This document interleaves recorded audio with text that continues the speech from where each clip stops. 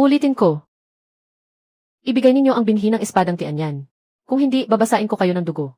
Kapag hindi ninyo isinuko, lilipulin ko ang lahat ng 1,700 katao ng sekta ng Qingyun. Walang ititira ni isa. Ang binhi ng espadang Tianyan. Matagal na itong naipamigay, 30 taon na ang nakalipas. Naipamigay na.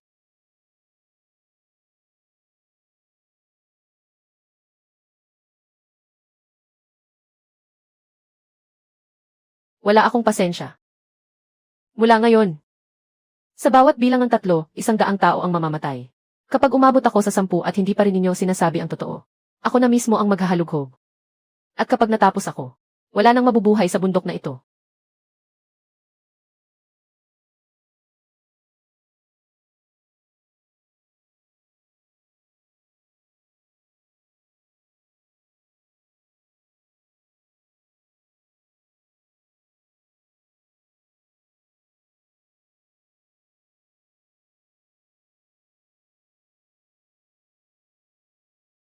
Tatlo. Tatlo na ang bilang ko. Napakaaga pa, pwede bang tumigil muna kayo sa ingay?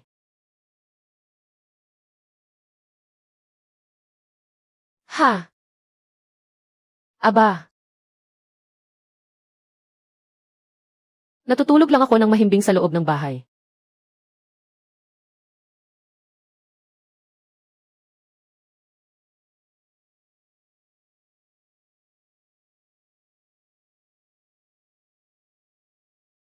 Sino ka?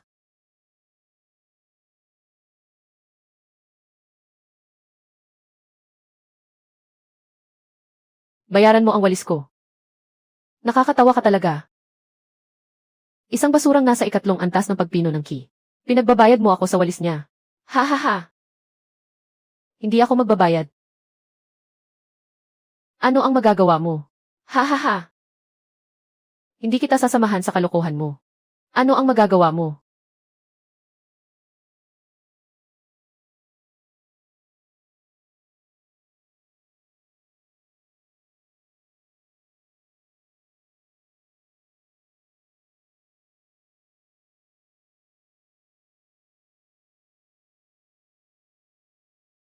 %70 ng lakas ko ang ginamit ko sa ataking ito. At nasalo mo iyon ng ganoon kadali.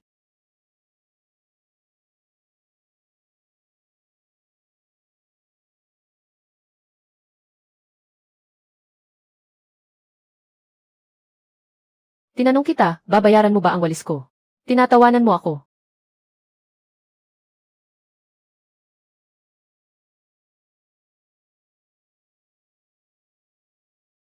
Kahit sino ka pa. Ang humarang sa landas ko ay may 3 pagpipilian.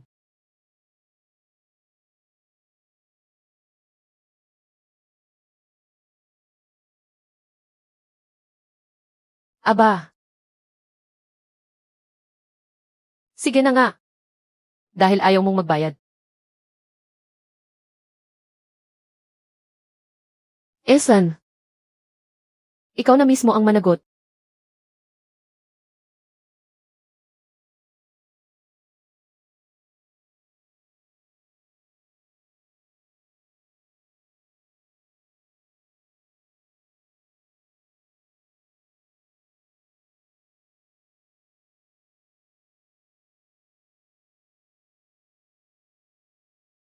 Ikaw, sino ka? Shen Fang ang pangalan ko. 30 taon na ang nakalipas, pumasok ako sa sekta ng Qingyun bilang isang panlabas na disipulo. Gumagawa ako ng mga karaniwang utos. Tama pala. Bago ako naging panlabas na disipulo, may iba ring tawag sa akin. Zhu Jianxian.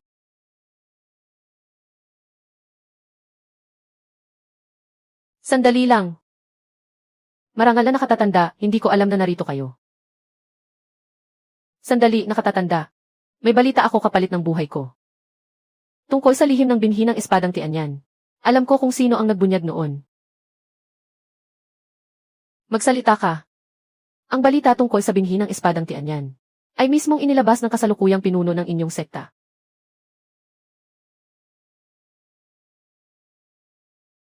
Ha? Huwag kang magsalita ng kung ano-ano.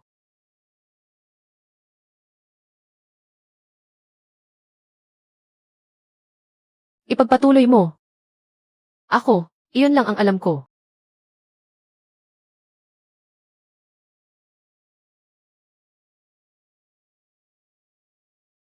Fang, matagal kitang hindi nakita.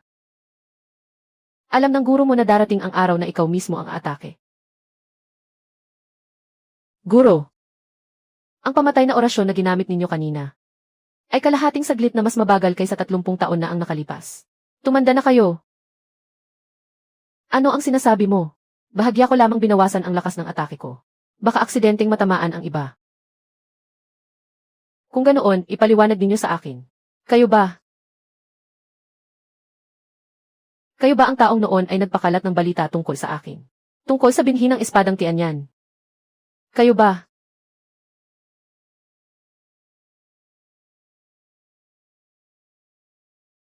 Iyon ang sinabi ng nakatatandang kapatid na si Chang.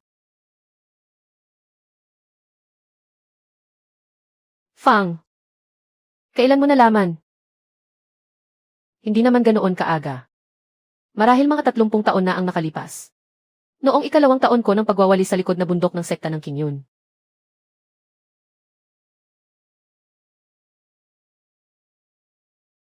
Noong taglamig ng taong iyon, may nag-abot ng liham sa labas ng tarangkahan ng bundok. Nakasulat doon na nasa sekta ng Qingyun ang binhi ng espadang Tianyan. Ginamitan ito ng lihim na selyo ng sekta. Natanging ang guro at ilang nakatatandang pinuno lamang ang maaaring gumamit. Noon, labis akong nagtataka. Napakahusay kong nagtago. Paano pa rin nila ako natagpuan? Kalaunan, natuklasan ko na ang tatanggap ng liham ay isang nalalabing kampo ng abismo ng muyuan.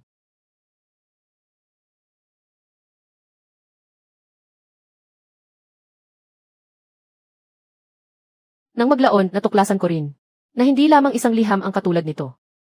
Unti-unti, 7 o 8 liham ang naipadala. Ang mga tumanggap ay pawang mga puwersang dating konektado sa Panginoon ng mga demonyo. Bawat liham ay nagsasabing nasa sekta ng Qingyun ang binhi ng espadang Tianyan. At bawat isa ay ginamitan ng lihim na selyo ng sekta. Guro, noong tinuturuan ninyo akong humawak ng espada, may sinabi kayo, dapat tuwid ang espada. Ngunit ang mga ginawa ninyo sa loob ng 30 taon ay napakalikot kaya hindi ko na maintindihan. Fang, anak. Kung alam mo na pala ito 30 taon na ang nakalipas. Bakit hindi ka pa rin umalis? Baka masarap pa rin ang pagkain ng mga mababang utusan.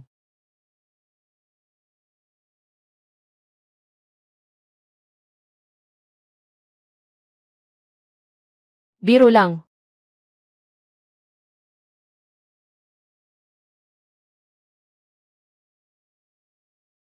Hindi ako umalis. Dahil may hinihintay akong isang tao. Sino? Ang aking nakababatang kapatid na babae sa sekta. Si Liu Qingxi. Ha? Ano? Sino si Liu Qingxi? Hinalugog ko ang lahat ng tala sa loob ng sekta na maaari kong basahin.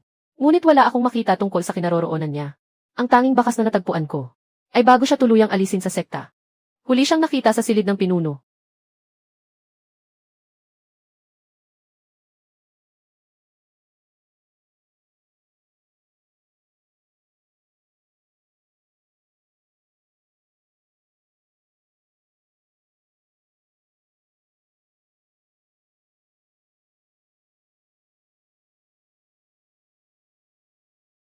Wala siyang nangyari, ngunit wala rin siya sa sekta ng Qingyun. Nasaan siya?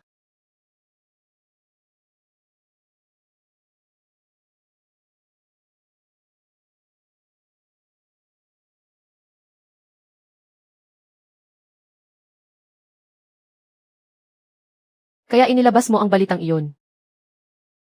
Nais mong tipunin ang lahat ng nag-aasam. Sa binhi ng espadang Tianyan at akitin sila sa sekta ng Qingyun. Upang malutas silang lahat sa isang bagsakan. 30 taon na ang nakalipas, pumunta si Qingxi sa akin at nagsabing, may lihim na naghahanap sa kinaroroonan ang binhi ng espadang Tianyan. Nagtatago sa dilim ang puwersang iyon. At kahit siya ay hindi matukoy kung sino sila. Sinabi niya, sa halip na basta maghintay. Mas mabuting tayo ang unang maglatag ng bitag. Hiniling niya sa guro na akitin dito ang lahat. At hayaan akong maging piyesa sa larong ito. Zhu Jianxian. Zhu Jianxian, kaya mo inilabas ang balita. At itinapon ako sa larong ito bilang pain. Ikaw mismo ang pumili niyan. Nang bumalik ka noon mula sa abismo ng muyuan, karamihan ng iyong antas ng paglilinang ay nawala. Halos isang hininga na lang ang natitira sa iyo. 3 dekada kong inayos ang larong ito. Habang hinihintay kong manumbalik ang iyong lakas, ang hinihintay ko ay mahuli isa-isa ang lahat ng nag-aasam sa binhi ng espadang tianyan, at lipulin silang lahat ng minsanan.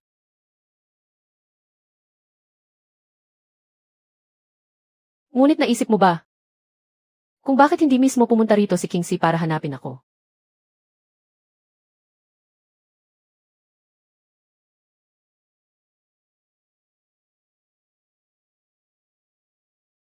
Alam niyang hinahanap ko rin siya. Kaya iniwan niya sa akin ang 16 na salitang ito. Hindi niya iyon iniwan para sa inyo. Iniwan niya iyon para sa akin. Alam niyang ibibigay ninyo sa akin ang jade na tala.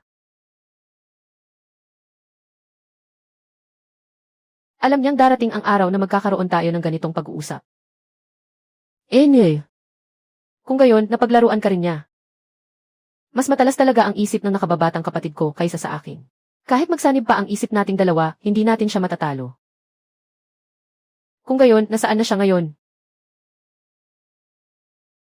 Hindi ko alam, ngunit dahil nag-iwan siya ng mensahe. Ibig sabihin, buhay pa siya. Basta buhay siya. May paraan tayong mahanap siya.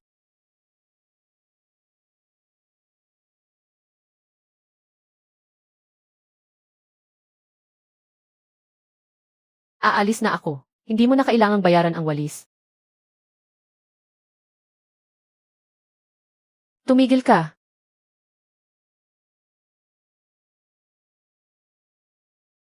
Nakaraang ninuno.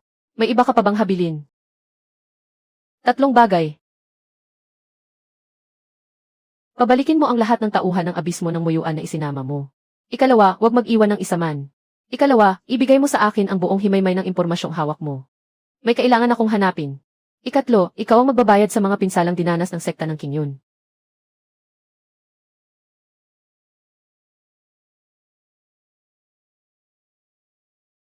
Gusto kong makipagkaibigan sa mga prangka na gaya mo.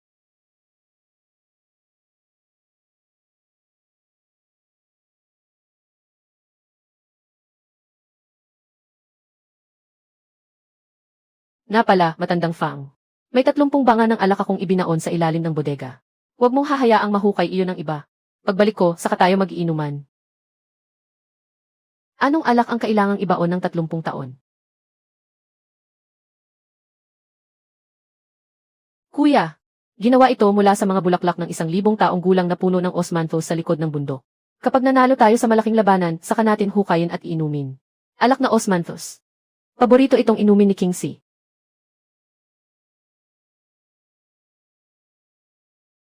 Kuya na namumuno sa sekta. Kakayanin ba niyang pumunta ng mag-isa?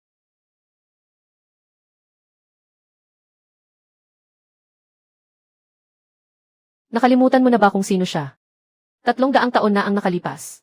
Mag-isa niyang hinamon ang buong abismo ng muyuan. Pagkaraan ng 300 taon, naghahanap lang naman siya ng isang tao. Sino sa buong mundo ang makapipigil sa kanya?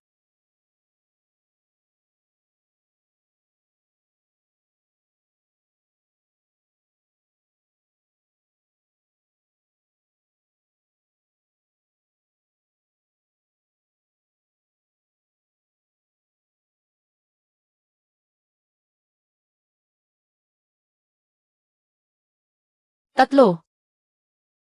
Huwag mo akong hanapin ayon sa nakasanayan ni King Si. Ang mga bagay na labis na binibigyang diin. Kapag binaligtad ang tingin, saka lumalabas ang katotohanan. Kung gayon, ang ibig mong sabihin ay si Kuya. Bilis, hanapin mo ako.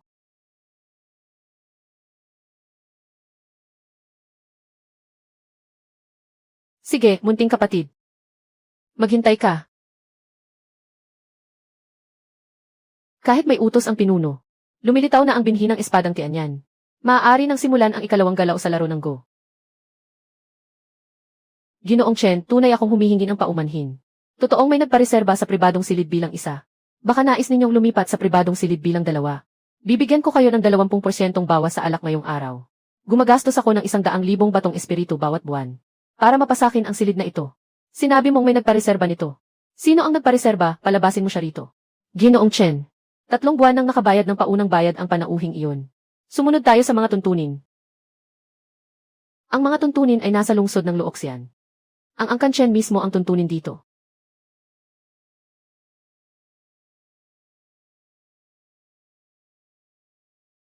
Sino? Sino?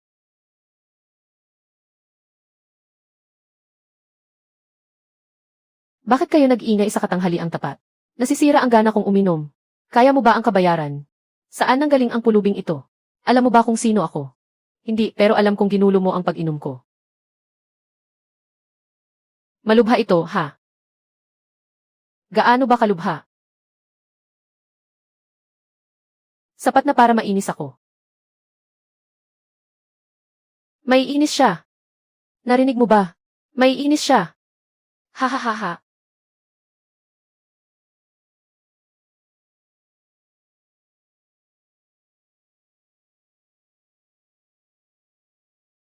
Pagkakatawang panlabas. Hindi. Tinamad lang talaga akong umiwas. Kahit ano paman, hindi mo rin ako matatamaan. Maaari ko bang malaman ang marangal ninyong pangalan, nakaraang ninuno? Shen Fang, mababang alagad ng sekta ng Qingyun.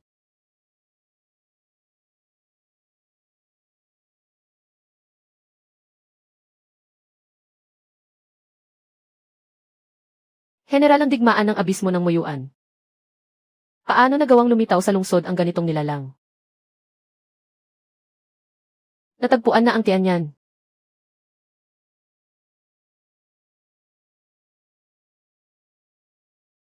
Ayaw pa ring matahimik ng kaluluwang iyon.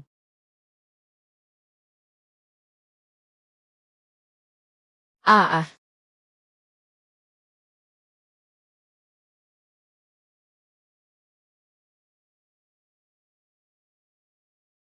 Ibabawas ang butas na ito sa paunang bayad.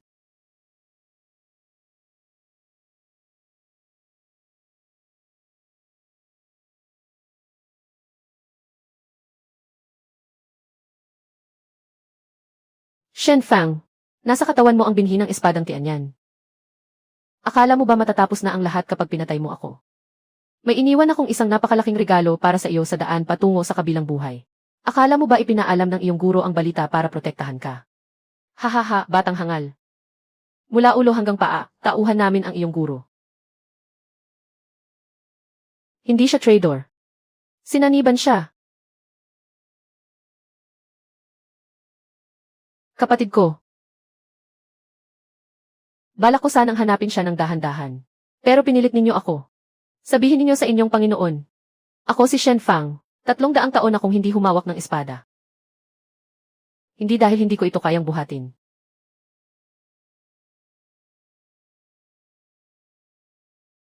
Kundi dahil kapag bumunot ako ng espada, may mga mamamatay. At sa pagkakataong ito, marami ang mamamatay.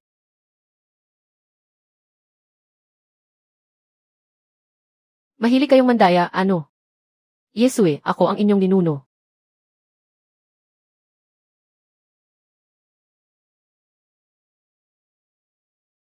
Zhu Jianxian, sa wakas ay sineryoso mo na. Sa wakas ay nahugot na ang binhi ng espadang Tianyan. Puntahan ninyo ang dakilang nilalang na iyon. Sabihin sa kanya na oras ng kolektahin ang regalo para sa 300 taon. Kayong mga duwende ng abismo ng Muyuan. Bumalik na ang inyong ninuno. Bumalik na siya, bumalik na siya.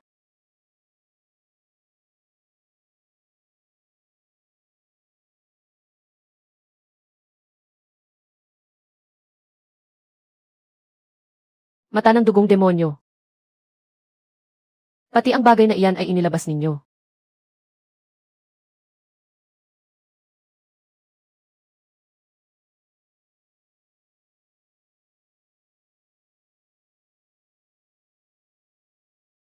Tumigil ka riyan. Sino ka? Ang matandang ito ay tumakas mula sa timog dahil sa digmaan.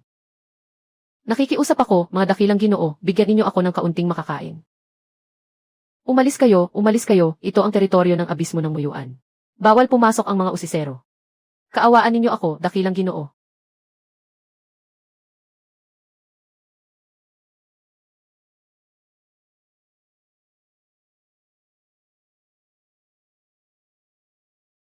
300 taon na, pero ang pagkukumpuni ninyo ay talagang bongga.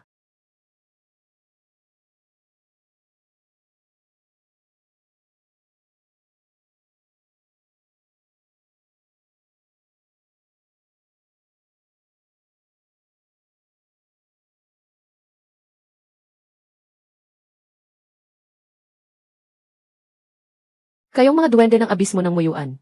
Bumalik na ang inyong ninuno. Bumalik na siya.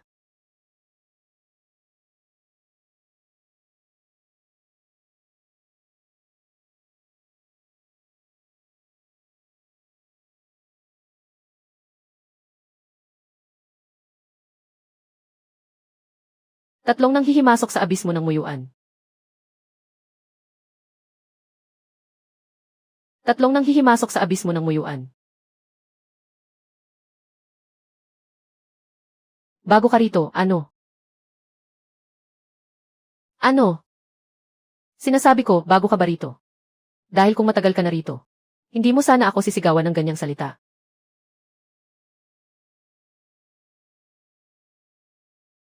Sandali, ikaw si Jujayan Xian. Sa wakas ay naalala mo rin.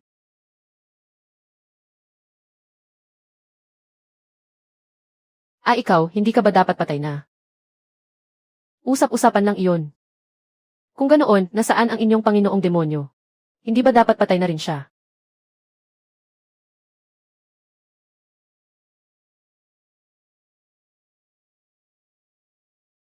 Lalong nagiging kawili-wili ito.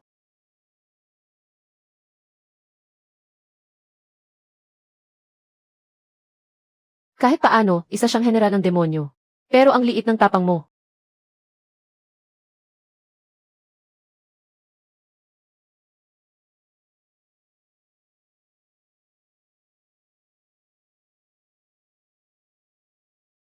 Nag-iwan ka na naman ng mensahe. Ilang beses ko na bang sinabi sa iyo? Kung may sasabihin ka, sabihin mo ng harapan. Huwag kang laging nagpapahulaan. Pero dahil nagpagawa ka ng lapida para sa akin. Kuya, hihintayin kitang dumating. Kuya, hihintayin kitang dumating. Ituturing ko na lang iyong paggalang sa akin. Kuya, hihintayin kitang dumating. Igagalang din kita. Kuya, hihintayin kitang dumating.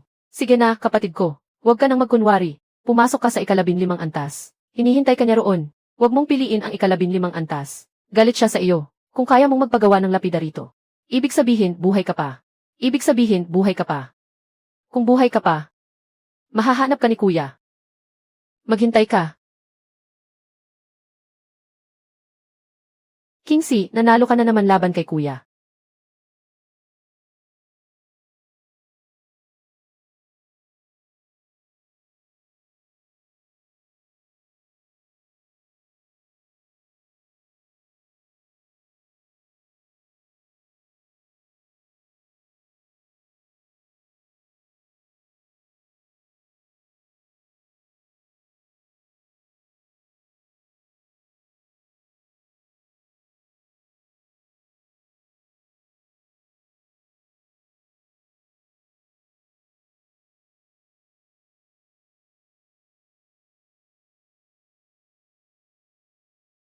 Kapatid ko, ano na namang pakana ang ginagawa mo? Hinihintay niya ang patay.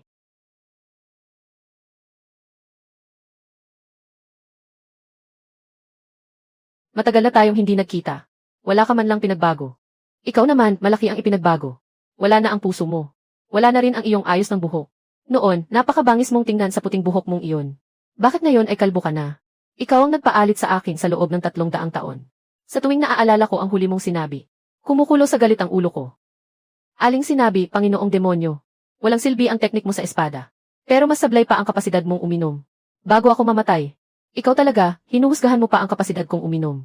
Ang totoo, nagsasabi lang ako ng katotohanan. Napakahina talaga ng kapasidad mong uminom. Kaya hindi ka namatay. Hindi ka rin namatay. Kinaya ko ito dahil matigas ang buhay ko. At ikaw, paano mo kinaya? Sa pamamaraang ito, akala mo ang sinaksak mo ay puso ko. Ang totoo, ang sinaksak mo ay isang pamalit na pusong demonyo na matagal ko nang inihanda. Ang tunay kong puso ay itinago ko na bago pa iyon. Ha. Ano ang pinagtatawanan mo? Akala mo ba hindi ko alam na itinago mo ang puso mo? Akala mo ba na sayang lang ang 3 araw at 3 gabing laban natin? 3 araw at 3 gabi. Matagal na nating natagpuan. Nasa isang lihim na silid sa pinakamalalim na bahagi ng ika-15 palapag. 12 patong ng mahika at mahigpit na mga selyong demonyo ang nakalatag sa labas. Hanggang ngayon, tumitibok pa ang pusong iyon. Mas masigla pa kaysa sa pagtibok ng hungkag mong katawang iyan. Paano mo nalaman? Bakit sa tingin mo ay hindi ko iyon winasak? Alam kong hindi lang iisa ang puso mo. Sinasanay mo ang sinaunang sining ng demonyo, ang sumpa ng siyam na buhay na demonyo. Kailangan yon ng siyam na puso. Itinatago ang mga ito sa siyam na magkakahiwalay na lugar. Kapag nasira ang isa, may 8 ka pang natitira. Kahit isang beses mo akong patayin, mabubuhay ka pa ng 8 beses. Hindi kailanman naging layunin ko ang patayin ka ng isang beses. Ang pakay ko ay hanapin ang lahat ng lokasyon ng 10 puso. 3 araw at 3 gabi tayong naglaban. Dahil ginamit ko ang diwa ng espada. Sinundan ko ang daloy ng dugo mo pabalik sa pinagmulan. At hinanap ang kinaroroonan ng 8 pang puso. 3 araw at 3 gabi. Nahanap ko ang 7. Ang huling 2 na lang ang hindi ko natagpuan. At malapit ka ng malagutan ng hininga. Kaya kinailangan kong magkunwaring winasak ng huling ganting atake mo. At nawala ang aking antas ng paglilinang. Saka ako nakatakas mula sa abismo ng muyuan. 30 taon akong nagwali sa sekta ng King Yun. Habang hinihintay ang pagbabalik mo. Pero hindi ka bumalik. Paano ko mahahanap ang huling 2 puso? Kaya sinadya mong magpakalat ng balita. Na nasa sekta ng King Yun ang binhi ng espadang Tianyan. Para akitin akong bumalik. Hindi iyon lubos na tama. Hindi ako ang nagpakalat ng balita. Ang aking nakababatang kapatid na babae ang gumawa niyon. Pero hindi ko siya pinigilan. Dahil tama ang sinabi niya. Sa halip na hintayin kang kusang lumabas, mas mabuti nang hulihin ka at ilabas. At pagkatapos, naging ganito siya. Ang kristal na ito ay pinanday niya gamit ang sarili niyang buhay na dugo. Hindi ito mabuksan ng mga nasa labas. At hindi rin siya makalabas. 30 taon kang nagbantay sa labas ng kristal. Hinihintay na maubos ang espiritual niyang lakas. At kusang mabasag ang kristal. Naghihintay rin siya. Ngayon, isa na lang ang problema. Saan nakatago ang huling 2 puso mo?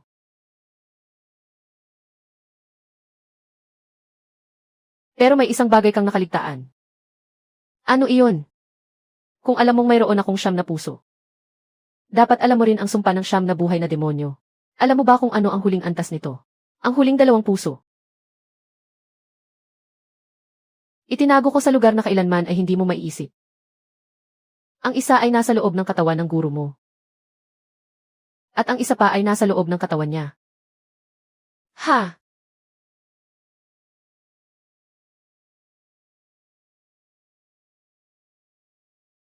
Ha ha ha ha!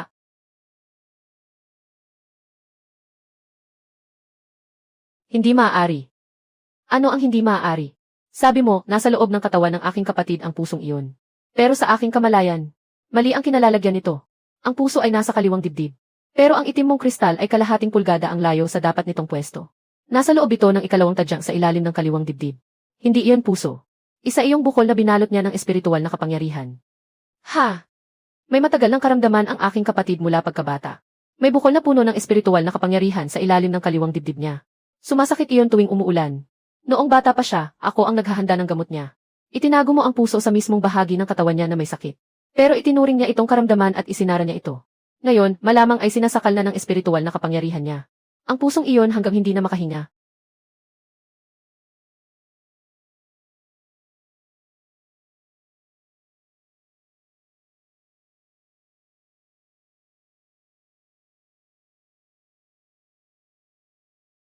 Tatlong-daang taon na ang nakalipas, hindi kita hinayaang galawin siya.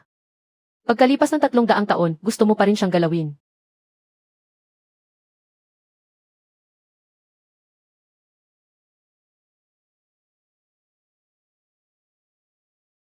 Lalong hindi kita papayagan.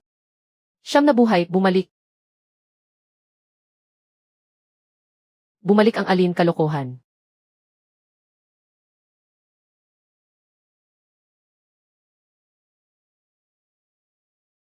Pamamaraan ng makalangit na demonyong siyam na buhay. Kapag pinatay mo ako ng isang beses, may natitira pa akong 7 puso. Alam ko. Enye.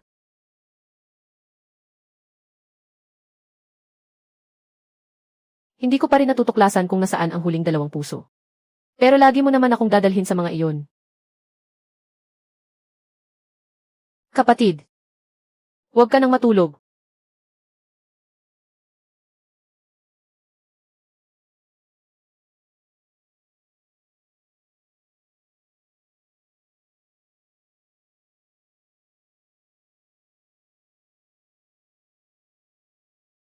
Pumayat ka, kuya.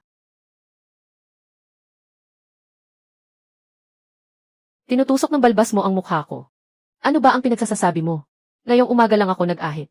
Hindi kahapon ng umaga. Basta, nitong mga nakaraang araw lang. Sige na, hindi lang talaga malinis ang pagkakaahit. Kuya, napanaginipan ko ang isang napakahabang panaginip. Ano ang napanaginipan mo? Napanaginipan kong hindi mo ako mahanap. At pagkatapos, binaligtad mo ang buong mundo ng pagsasanay. Hindi iyon panaginip. Zhu Jiangxian, hindi ka pa nananalo. Kapag nahanap mo na ang huling dalawang puso. Magsisisi ka. Dahil malalaman mo na ang taong pinakagusto mong protektahan ay alay na itinanim ko mula pa noong simula. Halika, kapatid. Ilalabas kita para magpaaraw.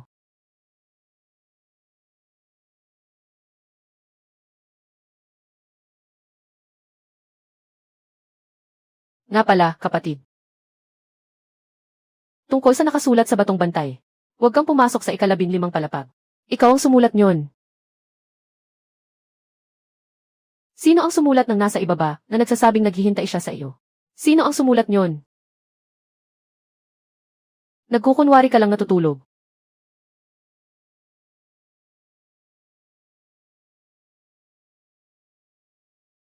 Hanggang dito na lang ang makakaya ng iyong guro. Kayo na ang tumahak sa natitirang daan.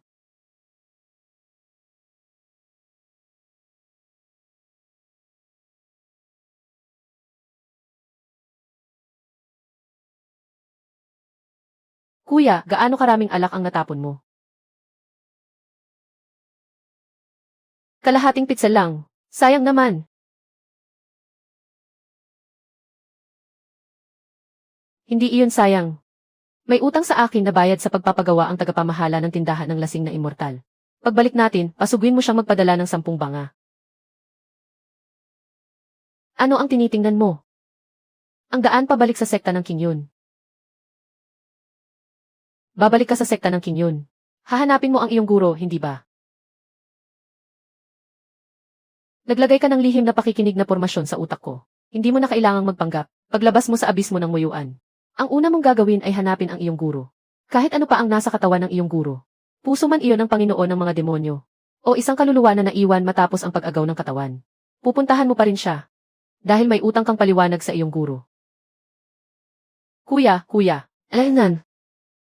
Sasamahan kita. Sa ganyang kalagayan, paano ka makakabawi? Hirap ka nang maglakad. Sa laban, kailangan pa kitang buhatin. Paano kung makatagpo tayo ng malakas na kalaban? Tititigan mo na lang silang tatlo hanggang sumuko. Mula pagkabata hanggang ngayon. Sa tuwing mailaban, ako ang bahala sa pagmamasid. Ikaw ang bahala sa pakikipaglaban. Sige, pero nang makarating tayo sa sekta ng Qingyun. Lumayo ka. May kakaiba sa katawan ni Guro. Ang pusong iyon, sa loob ng maraming taon. Malamang ay nakaugnay na ito sa kanyang kaluluwa. Baka kapag kumilos na ako, hindi na kita maisip na iligtas, ha? Dahilan ng paghahanap, pagtataksil sa alyansa ng Xianming, pagpatay sa mga kasamang sekta, at sapat na ebidensya. Bulwagan ng pagpapatupad ng batas ng alyansa ng Xianming, sangay ng Donghuang. Nakialam ang alyansa ng Xianming. Alam na nilang nasa loob ng katawan ni Guro ang puso ng Panginoon ng mga demonyo. Ang tungkol sa pagkubkob sa katawan ni Guro. 300 taon ang nakalipas, tayong dalawa at siguro lamang ang nakaalam. Ngayon, pati ang alyansa ng Xianming ay alam na. Ibig sabihin, may nagkakalat ng balita. Hindi ang Panginoon ng mga demonyo. Walang dahilan ang Panginoon ng mga demonyo para ilantad ang sarili niyang tauhan. Kung gayon, ibang grupo ito. Sino ba ang hindi nakaalam niyan? Pero batay sa kautusan ng gantimpala na inilabas nila sa alyansa ng Xianming. Hindi basta-basta ang impluensya ng grupong ito. Nakakagalaw sila ng mga yaman ng alyansa ng Xianming. Tumpak nilang nababantayan ang kalagayan ni Guro. Matagal nang nakamasid ang mga taong ito sa sekta ng Qingyun. Kuya, naisip mo na ba? Bakit kailangang maghintay ang Panginoon ng mga demonyo ng 300 taon bago kumilos? 300 taon ang nakalipas, matapos mo siyang malubhang sugatan. Maaari ka na sana niyang salakayin habang hindi pa nakakabawi ang iyong kapangyarihan. At muling maghari sa buong daigdig. Pero hindi niya ginawa. Naghintay siya ng buong 3 siglo. 3 siglo ng paghihintay. Tiyak na may dahilan kung bakit kailangan niyang maghintay. Hindi dahil hindi kanya mahanap. Nasa sekta ng Qingyun ka lang naman at nagwawalis. Sino ba ang hindi nakaalam niyan? Dahil sa binhi ng espadang Tianyan. Sa araw na ganap ng magkamalay ang binhi ng espadang Tianyan. Iyon mismo ang araw na kikilo sila. Kailan ang araw na iyon? Tara na, hindi na tayo maghihintay. Bumalik tayo ngayon sa sekta ng King Yun. Kinakabahan ka, tigilan mo nga ang kalokohan. Kailan ba ako kinabahan? Kapag kinakabahan ka, hindi ka umiinom ng alak. Naubos na ang alak. Kuya, hindi mo kasalanan ang pagbili ng impormasyon tungkol kay Guro sa ibaba ng bahay tuluyan. Ano man ang maging pasya mo, nasa panig mo ako. Ganoon din 300 taon ang nakalipas.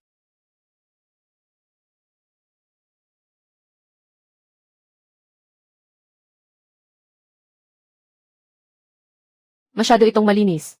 Hindi ito gawa ng lahi ng mga demonyo. Kapag demonyo ang pumatay, laging may bakas ng dugo at mga piraso ng katawan.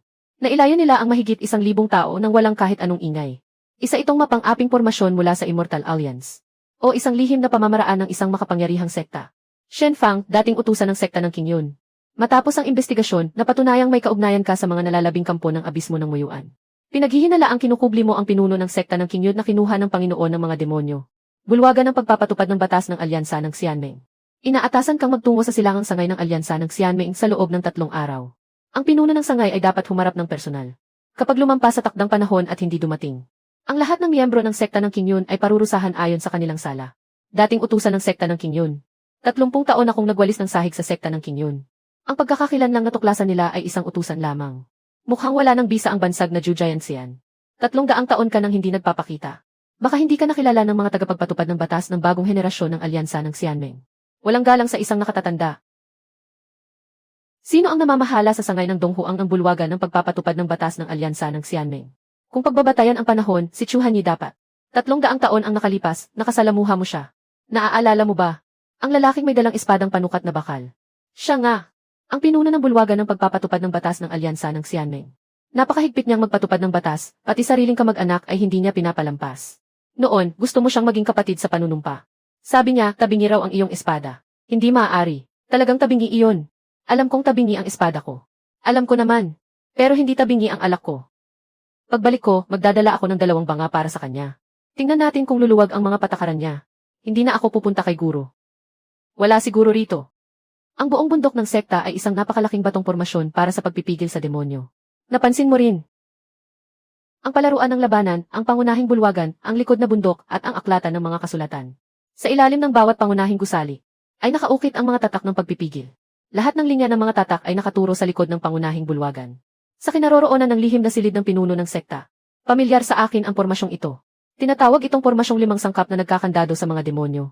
Isa ito sa pinakamataas na antas ng mga pormasyon ng pagpipigil ng alyansa ng Xianmeng. Hindi pag-atake ang silbi nito, kundi pagsupil. Sinusupil nito ang isang nilalang na napasakamay ng demonyo sa sentro ng pormasyon. Nasa ilalim ng lihim na silid siguro.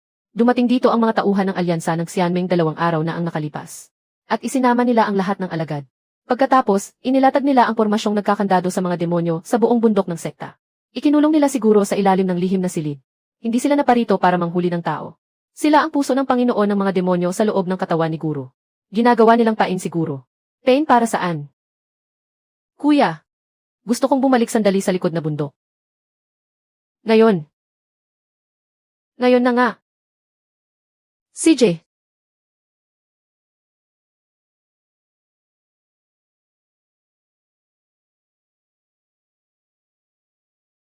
Kuya, sa 30 taon mong paninirahan sa silid na ito, may naramdaman ka bang kakaiba? Wala. Mahimbing ang tulog ko.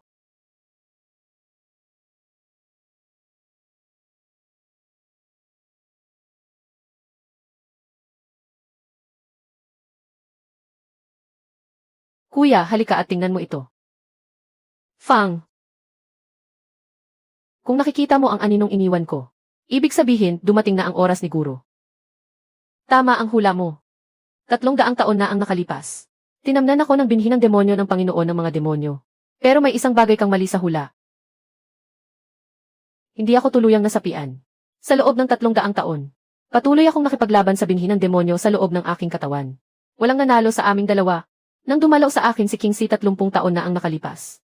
Alam ko nang hindi na magtatagal ang natitira kong panahon. Kaya magkasama naming inayos ang bitag na ito.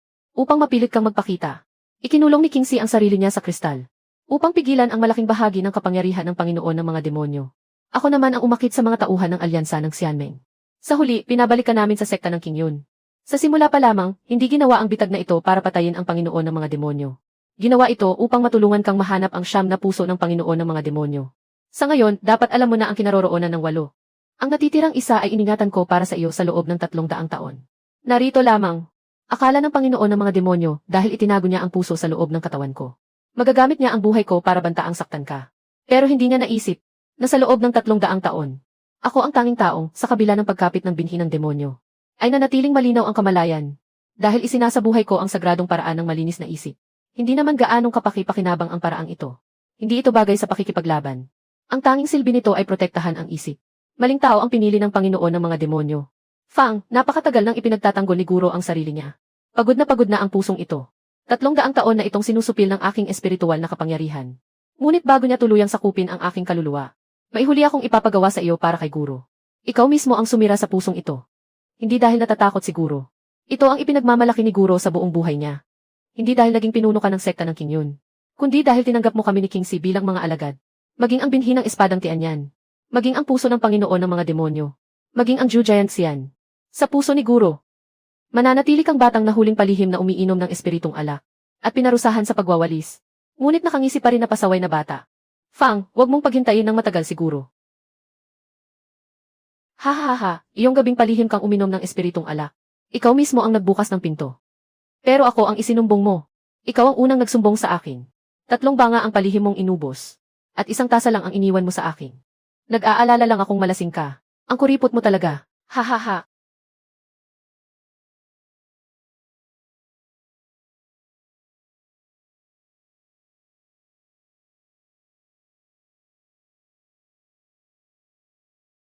Aking kapatid, narinig mo ba ang sinabi ni Guro kanina? Ano iyon? Pasaway na bata. 300 taon na. Pero pasaway na bata pa rin ang tawag mo sa akin. Ako ang Ju Giant Xian kung tutuusin. Hindi biro ang katayuan ko sa mundo ng mga mandirigma. Hindi mo man lang ba ako bibigyan ng kaunting respeto? Aalis na ako. Saan ka pupunta? Tutulungan ko siguro. Babayaran ko ang utang sa alak na hindi niya nainom sa loob ng 300 taon.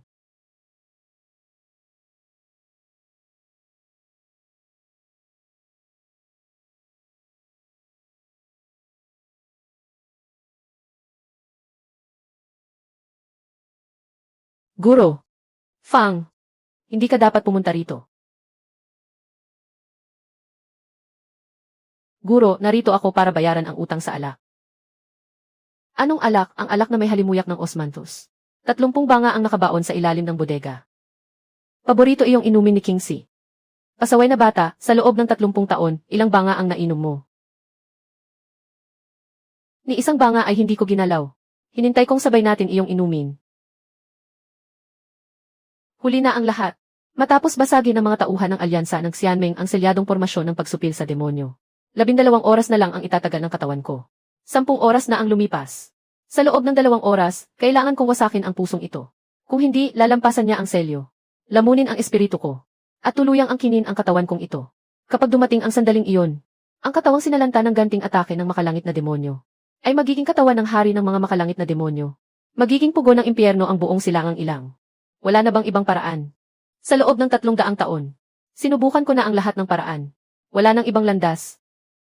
Fang, naaalala mo ba, noong 16 na taong gulang ka, palihim kang uminom ng espiritong alak at pinarusahan sa pagwawalis. Tinanong mo ako, Guro. Bakit kailangang mabuhay ang tao? Sinabi ko noon dahil may kabuluhan ang buhay. Kaya nararapat itong ipagpatuloy. Ngayon, may idadagdag akong isang pangungusap. Dahil may isang taong namatay para sa iyo. Karapat dapat kang mabuhay para sa iba. King Si. Guro. Mula pagkabata, mas matalino ka pa kay Fang. Ipinagkakatiwala ko sa iyo ang pag-aalaga sa kanya. Huwag mo na siyang hayaang palihim na uminom ng alak. Shen Fang. Narito. Bunutin mo ang espada. Guro. Pagkaraan ng 300 taon. Nagwawalis pa rin ako. Ano ang winalisan mo? Ang bakuran ng sekta ng King Yun. Maayos ba ang paglilinis mo? Hahaha, ayos na ayos. Ikaw na ang magwawalis ng bakuran ng sekta ng King Yun. Panatag na ang loob ko. Halika.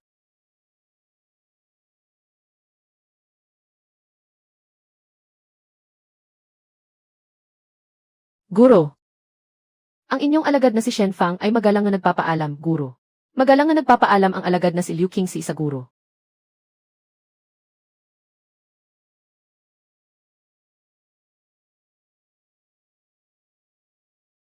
Matapos bumagsak ang lahat ng nasa antas ng pagbabagong Diyos at pataas.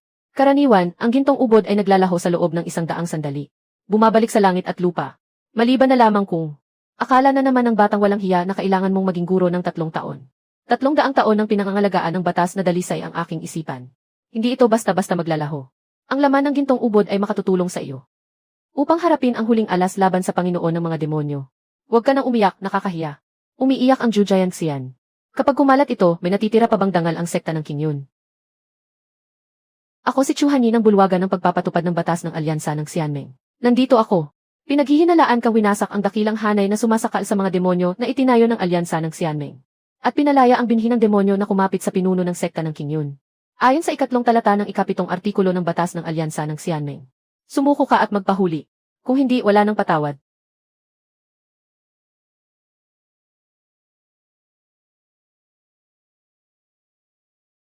Chu Tai-chai. 300 taon na tayong hindi nagkikita. Hindi lumuwag ang mga patakaran. Lumakas nga ang boses mo, ano? Kung gayon, may itatanong ako sa iyo. Ano ang unang talata ng unang artikulo ng batas ng alyansa ng Xianmeng? Unang talata ng unang artikulo ng batas ng alyansa ng Xianmeng. Ang bawat magsasagawa ng kultibasyon sa alyansa ng Xianmeng ay dapat unahin higit sa lahat ang pagprotekta sa sambayanan. Chu Tai-chai, 300 taon nang sinasapian ng binhi ng demonyo ang aking guro. Ngunit pinrotektahan pa rin niya ang sambayanan hanggang sa huling sandali. Kailanman ba ay nagpadala ang alyansa ng Xianmeng ng kahit isang kawal para tumulong? Ngayon, naalis na ang demonyo sa puso ng aking guro. Ang alyansa ng Xianmeng, mabilis talagang dumating kapag tapos na ang laban. Makinig kayong mabuti. Isang beses ko lang sasabihin ito. Naalis na ang binhi ng demonyo sa pinuno ng sekta ng Qingyun. Nananatili pa ang gintong ubod. Ako, si Shen Fang, mula ngayon ay hahalili bilang pinunong tagapamahala ng sekta ng Qingyun. Bago muling magkatawang tao ang gintong ubod ng guro. Ako ang sasagot sa sinumang nasa bundok na ito. Bago kayo manghuli ng tao, tanungin muna ninyo ang espada ko. Buwagin ang hanay. Mahal na pinuno ng bulwagan. Sabi ko, buwagin ang hanay. Unang talata ng unang artikulo ng batas. Higit sa lahat ang pagprotekta sa sambayanan. Pinunong Shen, dahil sinabi mong naalis na ang binhi ng demonyo. Hindi na ito maituturing na banta. Tungkol naman sa parusa sa pagsira sa hanay na sumasakal sa mga demonyo. Ipagpaliban na lang natin sa ibang araw. Pinunong Shen, nasaan ang alak mo? Ano? Hindi ba sinabi mong magdadala ka ng 2 banga para sa akin? Hinihintay kong ipadala mo ang mga iyon. 300 taon na, Chu Tai-chai. Sa wakas, natuto ka ng magbiro.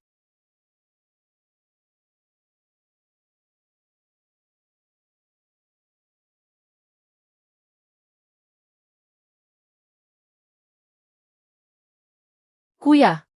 Alainan. Kailanman ay hindi naniningil ng matrikula ang sekta ng Qingyun. Ngayon, naniningil na kami. Kung libre, paano namin maipapakitang mataas ang uri namin? Kapag libre, palaging iniisip ng mga tao na hindi maganda. Kung ganoon, ilagay mo sa kasulatan na hindi na maibabalik ang matrikula kapag nagpatala na. Ano ang ibig sabihin niyan? Ang ibig sabihin, hindi na ito maibabalik. Kung may magsabing hindi siya natuto, ako mismo ang makikipaglaban sa kanya ng isang laban. Pagkatapos ng laban, malalaman niyang natuto na siya.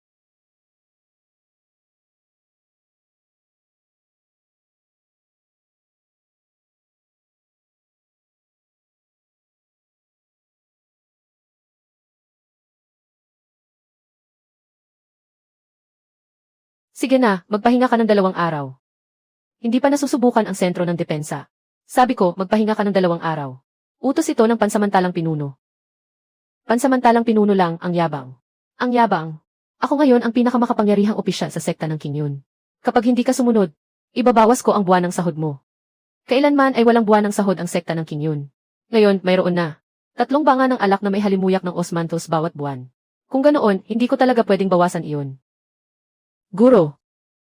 Naayos na ang tarangkahan ng bundok. Pero kapag nakita mo ito, baka bumalik ang galit mo. Hindi maganda ang pagkakagawa ko sa pintuang kawayan na iyon. Kapag nakabalik ka na sa susunod mong buhay, saka mo ito ayusing muli. Aking kapatid, bukas ang malaking pagtitipon ng alyansa ng Xianmeng sa Silangang Ilang. Pupunta ka ba? Ang mensaheng ipinadala ni Chu Hanyi. Tinutulungan kanyang itaas ang iyong katayuan. Isang patibong. Kaya hindi na ako pupunta. Ang hindi pagpunta ang tunay na pagpapakita ng kahinaan. Gusto lang nilang makitang wala akong lakas ng loob na pumunta. Kapag hindi ako pumunta, malaya silang magsalita ng kung ano-anong masama tungkol sa sekta ng King Yun sa pagtitipon. Sasabihin nilang kinukonsinti namin ang mga nalalabing tagasunod ng demonyo.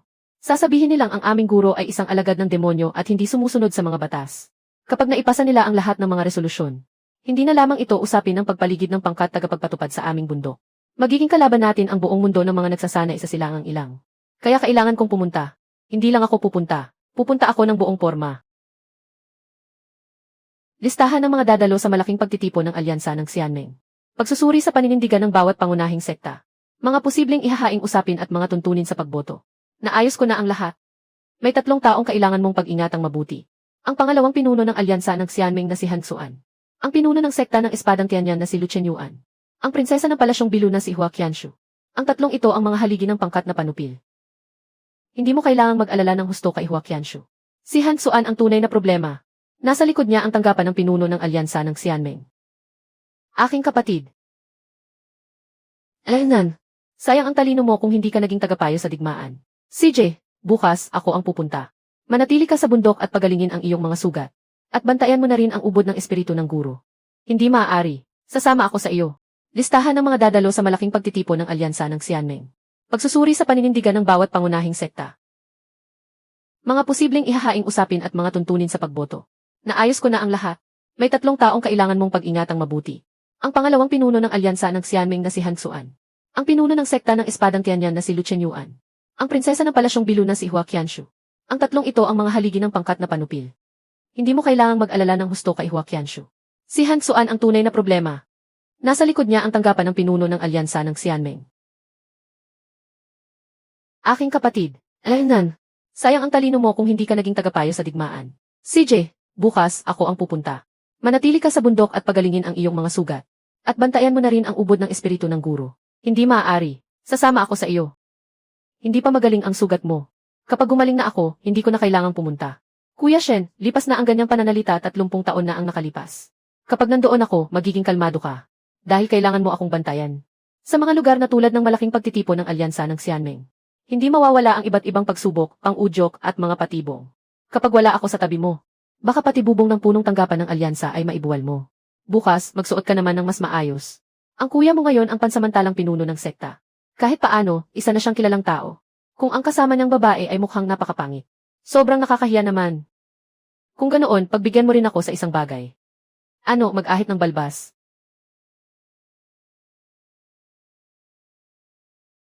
Hindi ba pwedeng ibang kondisyon na lang? Hindi maaari, ano?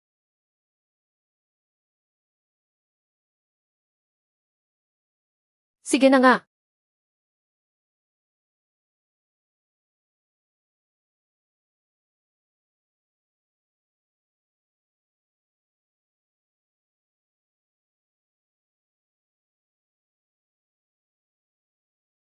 Pumila ka. Ikaw ngayon ang pansamantalang pinuno ng sekta. Hindi ikaw ang Zhu Jianxian. Sa paggawa ng mga bagay, kailangan mong sumunod sa mga tuntunin. Pangalan, sekta, katungkulan. Shen Fang, pansamantalang pinuno ng sekta ng King Yun. Shen Fang, pansamantalang pinuno ng sekta ng King Yun. Ano ang nangyari? Hindi karapat-dapat ang pansamantalang pinuno. Karapat-dapat ako. Pakiusap, Pinunong Shen. Nakapaghanda na ang alyansa ng Xianmeng ng espesyal na daan para sa inyo. Hindi na ninyo kailangang pumila. Kung sinabi mo sana kanina, hindi sana ako pumila ng ganito katagal. Kailangan mo akong bayaran sa abalang ito. Bayaran, ano ang ipababayad mo? Halika, uminom ka. Kalahating araw akong pumila. Napagod ka rin. Umiinom ka habang nasa tungkulin bilang tagapamahala ng alyansa ng Xianmeng. Nilabag mo ang artikulo 39 ng mga panloob na tuntunin ng alyansa. May isang paglabag ka na sa talaan. Kagalang-galang na Chu. Si Pinunong Shen ang nagsabi sa akin. Kung sinabi niyang uminom ka, uminom ka. Kung sinabi niyang tumalon ka sa pader ng lungsod, tatalon ka rin. Hindi ko naman siya utusan na tumalon sa pader ng lungsod. Napakataas ng pader. Kapag tumalon siya, kawawa ang mga bulaklak at damo sa ibaba. Pinunong Shen, ang liham ng paanyaya ninyo. Walang problema sa liham ng paanyaya. Gaganapin ang malaking pagtitipon ng alyansa ng Xianmeng sa pangunahing bulwagan ng templo ng Qianke. Bago pumasok, mangyaring alisin ang inyong mga sandatang mahiwaga. Ito ang tuntunin sa seguridad ng lugar ng pagtitipon. Walang sinumang maaaring maging eksepsyon. Isa itong sandatang mahiwaga. Isang sisidlang espada na sandatang mahiwaga sa antas ng langit. Naglalaman ito ng banal na espada at iniinom ng maihawak si Pinunong Shen. Hindi mo ako maluloko. Kaibigang Chu, ikatlo ang tuntunin. Buhay ang tao. Pinapabuksan mo sa akin ang sisidlan ng alak. Nauunawaan ko. Tutal, lugar ito ng pagtitipon. Hindi talaga magandang magpasok ng sandata. Pero tingnan mo, hindi maganda ang pakiramdam ng aking kapatid na si Liu Qingxi. Kailangan niyang uminom ng alak para malabanan ang lamig. Kalahating sisidlan na lamang ng alak na mabango ang laman nito. Kung hindi ka naniniwala, siya sa atin mo. Tungkol naman sa espadang nasa loob. Hindi ko ito bubunutin. Sisidlan lang ito ng alak. Sisidlan lang ng alak ito. Hindi mo naman pagbabawalan ang isang sisidlan, hindi ba? Kung may paglabag, parurusahan ayon sa batas. Ang tapang mo talaga, kaibigang Chu. Kagalang-galang na pinuno. Ang kagalang-galang na iyon. Katatanggap lamang namin ng utos mula sa tanggapan ng pinuno ng alyansa. Pagkapasok ni Shen Fang sa lugar ng pagtitipon, agad na buhayin ang pinakamataas na antas ng selyong pangkulong sa mga immortal. Ang dahilan ay hindi makontrol ang binhi ng espadang Tianyan. Dapat itong wasakin sa mismong malaking pagtitipon ng alyansa. Kasama sa panukala ang palasyo ng Biluoluo, pintuang Suanti at sekta ng pitong sinag na espada. Pati ang sekta ng Tianjian. Napatunayan na ba kung saan nagmula ang utos? Sinuri ko. Ang selyo ng lihim na kautusan ay mula sa tanggapan ng pinuno ng alyansa. Ngunit si Han Xuan ang lumagda. Siya ang humahalili habang nagmumuni ang pinuno ng alyansa. Ang buong plano ba ay mula sa pinuno ng alyansa? Kumusta naman ang mismong pinuno ng alyansa? Wala pa ring balita. Ang silid ng pagninilay ay isinara at tinatakan 50 taon na ang nakalilipas hanggang ngayon. Walang nakaalam kung ano ang kalagayan sa loob. Ipabatid ang utos ko sa bulwagan ng pagpapatupad ng batas. Ang mga sentro ng lahat ng selyong pangkulong sa lugar ng pagtitipon ay ilipat sa manong-manong pagkontrol. Kung wala ang utos ko, wag na huwag itong buhayin. Ang usapin tungkol sa utos ay dapat manatiling lihim. Kung may maglalabas ng impormasyon, parurusahan ayon sa batas sa pagtataksil sa lihim. Kagalang-galang na pinuno. Katumbas ito ng pagsuway sa tanggapan ng pinuno ng alyansa. Alam ko. Ngunit bago makumpirma ang tunay na kagustuhan ng mismong pinuno ng alyansa, walang sinuman ang maaaring gumamit ng selyong pangkulong sa mga immortal laban sa isang pansamantalang pinuno sa malaking pagtitipon ng alyansa. Iyan ang tuntunin. Kahit pa siya ang Zhu Jianxian. Kailangan pa rin niyang sumunod sa mga tuntunin. Talagang mayaman. Ayusin mo ang kilos mo. Ayusin mo ang kilos, junior sister. Alam mo ba kung magkano ang isang batong nagbibigay liwanag? Sapat para pakainin ang buong sekta ng Qingyun ng 3 taon. Siyam ang nakasabit sa kisam at ginagamit nilang mga ilaw. Ano naman kung tinitigan ko ng 2 beses? Ayon sa mga tala ng alyansa ng Xianming tungkol kay Immortal Shen, ang pangkalahatang ranggo ng sekta ng Qingyun ay ika-4 na antas. Kaya dito inilaan ang inyong mga upuan. Kung sa tingin ninyo ay hindi ito angkop, maaari kayong humiling ng pagbabago sa komite ng pagpupulong. Hindi naman masama ang pinakahuling hanay. Malawak ang tanawin. Madali ring umatras. Maganda naman ang disposisyon mo. Siyempre naman. At may malaking pakinabang ang nasa pinakahuling hanay. Makikita mo ang batok ng lahat. Napansin mo ba? Iyong mga pinuno ng malalaking sekta sa unahan. Kalahati sa kanila ay pinagpapawisan ng malamig sa batok. Iyong nakaupo sa kaliwa ng 3 hanay at nakaitim. Sino kaya ang mukhang mas mayabang pa sa akin? Si Han Xuan, ang pangalawang pinuno ng alyansa. Siya ang namumunong tagapangulo ngayong araw. At sino naman iyong nasa likod? Iyong nakapulang abuhin, ang mukhang hindi pa nakabayad ng utang sa bahay. Si Lu Chenyuan, pinuno ng sekta ng Tianjian. Iyong babaeng nakaputi at nakapwesto sa likod. Si Hua Qianshu, ang prinsesa ng palasyo ng Bilu. Mga kasama sa landas. Ngayon ay idinaraos ang malaking pagpupulong ng alyansa ng Xianming. May kabuang 17 paksa sa agenda. Alinsunod sa itinakdang programa. Talakayin muna natin ang 2 paksa. Tungkol sa pansamantalang pinuno ng sekta ng Qingyun. Ang pagiging lehitimo ni Shen Fang. At ang magiging kapalaran ng binhi ng espadang Tianyan. 3 buwan ang nakalipas. Napatunayang sinapian ng puso ng Panginoon ng mga demonyo ang pinuno ng sekta ng Qingyun. Alinsunod sa mga tuntunin, naglatag ang alyansa ng Xianming ng selyong pormasyon sa mga demonyo upang siya ay makontrol. Ngunit ang pansamantalang pinuno ng sekta ng Qingyun na si Shen Fang ay kumilos ng walang pahintulot ng alyansa ng Xianming at winasak ang selyong pormasyon sa mga demonyo. Pinangasiwaan niya ng palihim ang puso ng Panginoon ng mga demonyo at inangkin din niya ang posisyon ng pansamantalang pinuno. Ayon sa batas ng alyansa ng Xianming, pangalawang pinunong Han, may isang bagay kayong mali. Ano iyon, pinunong Shen? Ano? Hindi ko inangkin ang posisyon. Bago pumanaw ang aking guro. Ipinagkatiwala niya sa akin ang sekta ng Qingyun. Nasa akin pa ang gintong ubod ng aking guro. Nasa loob nito ang tatak ng kanyang banal na kamalayan. Gusto ninyo bang patunayan ko ito rito mismo? Kahit lehitimo ang proseso ng paghalili, hindi nito maiiwasan ang usapin tungkol sa binhi ng espadang Tianyan. Taglay ni Pinunong Shen ang binhi ng espadang Tianyan.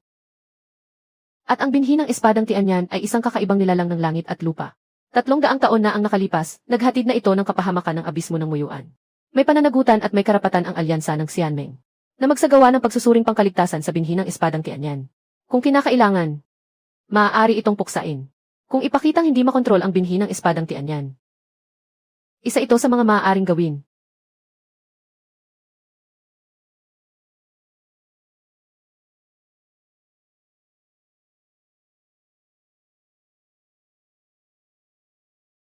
Kaligtasan muna bago ang lahat. Yamang ganoon kalaki ang interes ninyo sa binhi ng espadang Tianyan.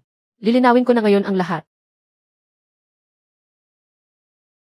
Ang binhi ng espadang Tianyan ay hindi isang mahiwagang kayamanan.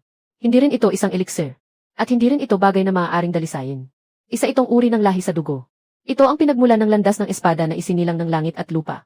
3,000 taon na ang nakalipas, napasok ito sa dugo ng isang karaniwang tao. Mula noon, naipasa ito sa bawat salinlahi. At sa ika-372 salinlahi, ako iyon. Kaya napakadaling puksain ang binhi ng espadang Tianyan. Patayin ninyo ako at mawawala na rin ang aking binhi ng espada. Pero bago ninyo pagdesisyonan kung papatayin ninyo ako, magtatanong muna ako sa inyo. 3 buwan na ang nakalipas. Sa ika-15 palapag ng abismo ng Muyuan, sinabi mismo sa akin ang Panginoon ng mga demonyo na may isang puso siyang nakatago sa katawan ng aking guro. Itinanim ang pusong ito 300 taon na ang nakalipas. 300 taon na ang nakalipas. Lumagda ang alyansa ng Xianmeng at ang abismo ng Muyuan sa isang kasunduan sa pagtigil ng digmaan. Nagpadala ang magkabilang panig ng mga sugo. Noong taong iyon, ikaw ang namuno sa pangkat ng mga sugo ng alyansa ng Xianmeng na ipinadala sa abismo ng Muyuan. Ikaw ang pangalawang pinunuhan. Ikaw mismo. Pangalawang pinunuhan. Pagbalik mo mula sa abismo ng Muyuan 300 taon na ang nakalipas. Nagsimula ng kumilos ng kakaiba ang aking guro. Tugma ang panahon. Tugma rin ang pinuntahan. At may mga bakas ng demonyong naiwan sa iyong katawan. Puro kasinungalingan ang sinasabi mo. Shen Fang, huwag kang basta naninira rito. Napagdesisyonan ng botohan ng pangkalahatang kapulungan ng alyansa na ipadala ako sa abismo ng Muyuan noon. Sumunod lamang ako sa utos. May tala ang bawat hakbang ng paglalakbay. Naitala rin ang bawat pagpasok at paglabas. Walang kinalaman sa akin ang nangyari sa iyong guro. Hindi ko sinabing may kinalaman ito sa iyo. Nagtatanong lang ako sa iyo. Bakit ka nagmamadali? Hindi ko sinabing ikaw ang gumawa. Pero sa sobrang pagmamadali mong sumagot, lalo tuloy akong naingganyong magsiyasat.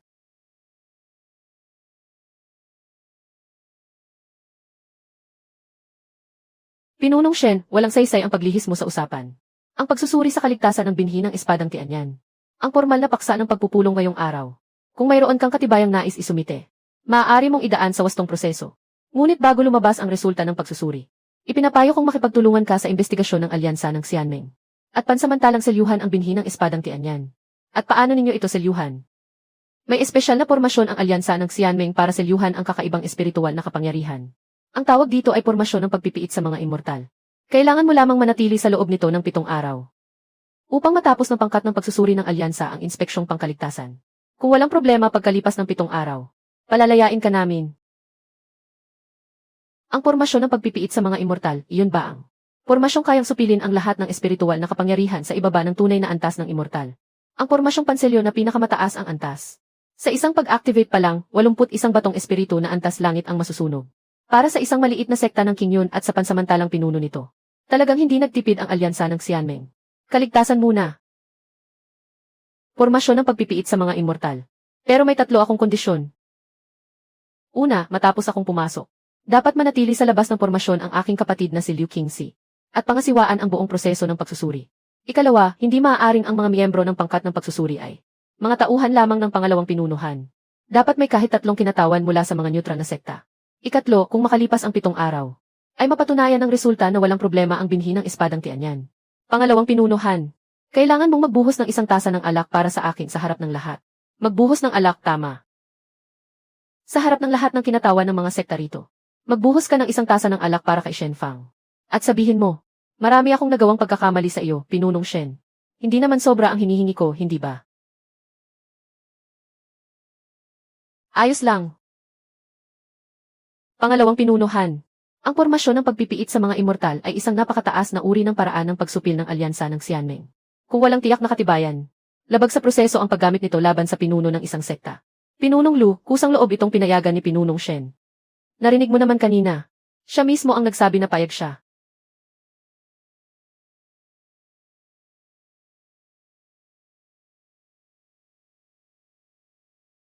Kuya Shen, kanina. Kailan mo pa ito natuklasan? Noong pinagpapalo niya ang mesa, nang iangat niya ang manggas niya ng kalahating pulgada. May tatak sa loob ng kanang bisig. Kapareho ng mga guhit ng kristal sa noo ng mandirigma ng abismo ng muyuan. Eksaktong magkapareho. Kaya hindi mo siya nililinlang. Hindi pa nagsisimula ang bahagi ng panlilinlang sa kanya.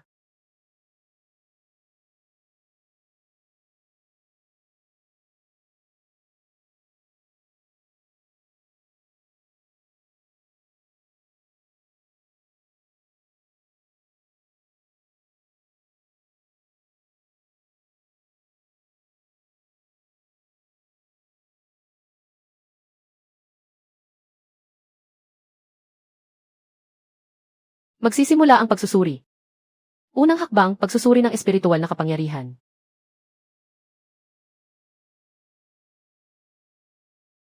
Pagbabago ng daloy ng espiritual na kapangyarihan. Unang yugto ng tunay na pagbabago ng kaluluwa.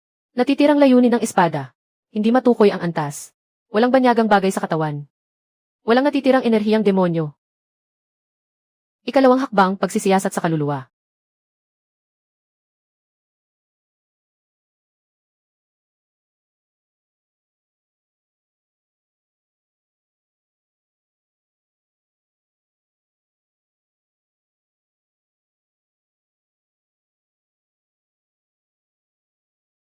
Ju Giant Xian. Akala mo, matapos akong patayin tapos na ang lahat. Nasa katawan mo ang binhi ng espadang Tianyan. At nasa katawan din ito ng isa pang tao. Ang siyam na pusong itinanim ko. Balang araw, magkakaugat at sisibol ang mga iyon. Pagdating ng araw, matutuklasan mo kung sino ang taong pinakagusto mong protektahan. Ha! Naputol ang pagsusuri. Hindi buo ang alaalang ito. Hindi maaaring gamitin. Bakit hindi ito buo? Pangalawang pinunong Hansuan. Hindi ba ligtas na pagsusuri ang gusto mo? Kusang loob akong nakipagtulungan. Binuksan ko pa ang kaluluwa ko para makita mo. Tapos, sa kalagitnaan pa lang, sinabi mong hindi buo. Talaga bang hindi buo ang alaala? O ayaw mong ipakita sa lahat ang buong nilalaman nito? Madaling maimpluwensyahan at mabaluktot ng pansariling kalooban ang alaala ng kaluluwa. Ayon sa pamantayan ng pagsusuri ng alyansa ng Xianmeng. Hindi naman ito itinuturing na batayan ng hatol. Iminumungkahi kong ituloy ang ikatlong hakbang. Pagsusuri ng layunin ng espada. Hindi na kailangang magsuri. May kalahati pa ng alaalang iyon na hindi ko na ipalabas. Ang natitirang kalahati ay sinabi ng Panginoon ng mga demonyo. Ang taong pinakagusto mong protektahan ay ang sisigla ng ikasyam na puso ko. Tinanong ko kung sino siya. Ayaw niyang sabihin. Kaya 300 taon ko nang hinahanap ang sagot. Ngayon, natagpuan ko na. Matapos mapasukan ng parasito ang taong iyon. Mag-iwan ito ng tatak ng binhing demonyo sa kamay. Ha! Ayon sa batas ng alyansa ng Xianmeng, paano dapat parusahan ang taong napasukan ng binhing demonyo? Ipakulong sa piitan ng pagsugpo sa mga demonyo para sa hiwalay na investigasyon. Kapag nakumpirmang nalinis na ang binhing demonyo, 100 taong pagkakakulong. Kung ganoon, ano pa ang hinihintay natin? Hansuan, makipagtulungan ka sa investigasyon ng bulwagan ng pagpapatupad ng batas. 300 taon na. Akala ko, kusa rin itong mawawala balang araw. Hindi ko inakalang si Shen Fang. Akala mo nanalo ka na. Totoong minsang nanatili sa katawan ko ang ikawalong puso. Pero ang kinaroroonan ng ikasyam na puso, hindi mo kailanman mahulaan. Harangin siya. Ang ikasyam na puso ay nasa loob ng katawan ng taong pinakagusto mong protektahan. Nakumpirmang napasukan ng binhing demonyo si Hansuan, ang 2 pinuno ng alyansa ng Xianmeng. Nagpasabog siya sa sarili at namatay. Ayon sa mga probisyon sa emerhensya ng alyansa ng Xianmeng. Pansamantalang pamamahalaan ng bulwagan ng pagpapatupad ng batas ang tungkulin ng 2 pinuno. Hanggang makalabas sa pagninilay ang pinuno o may matukoy na bagong 2 pinuno. Pinunong Shen, tapos na ang pagsusuri sa iyong pagkakulong sa loob ng espiritual na hanay. Napawi na ang lahat ng hinala sa iyo. Anong nangyari sa kamay mo? Ano ang itinatago mo? Akala ko, noong 30 taon na ang nakalipas at tinatakan ko ang sarili ko. Talagang naramdaman kong may banyagang bagay na pumasok sa katawan ko sa isang iglap. Akala ko. Akala mo ikaw ang sisidlan ng ikasyam na puso. Kaya mo ikinulong ang sarili mo sa loob ng kristal. Pero matapos ang lahat ng iyon, Wala talaga ito sa katawan mo. Pagbalik natin, saka natin pag-usapan. Agad na magsasagawa ang bulwagan ng batas. Nang masusing paghahanap sa kinaroroonan ng siyam na puso ng Panginoon ng mga demonyo. Kapag may natuklasan, ipagbibigay alam ko agad sa iyo. Maraming salamat.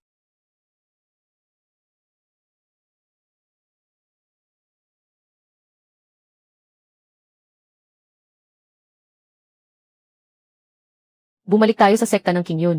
Kuya, naniniwala ka ba sa huling sinabi ni Han Xuan? Kalahati, kalahati hindi. Sabi niya, ang taong pinakagusto niyang protektahan.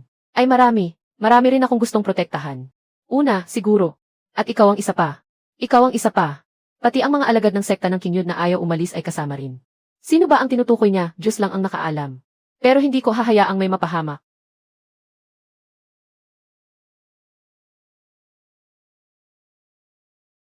Pinunong tagapamahala, 83 ang mga alagad ng sekta ng King Yun. Nakumpleto na ang 83.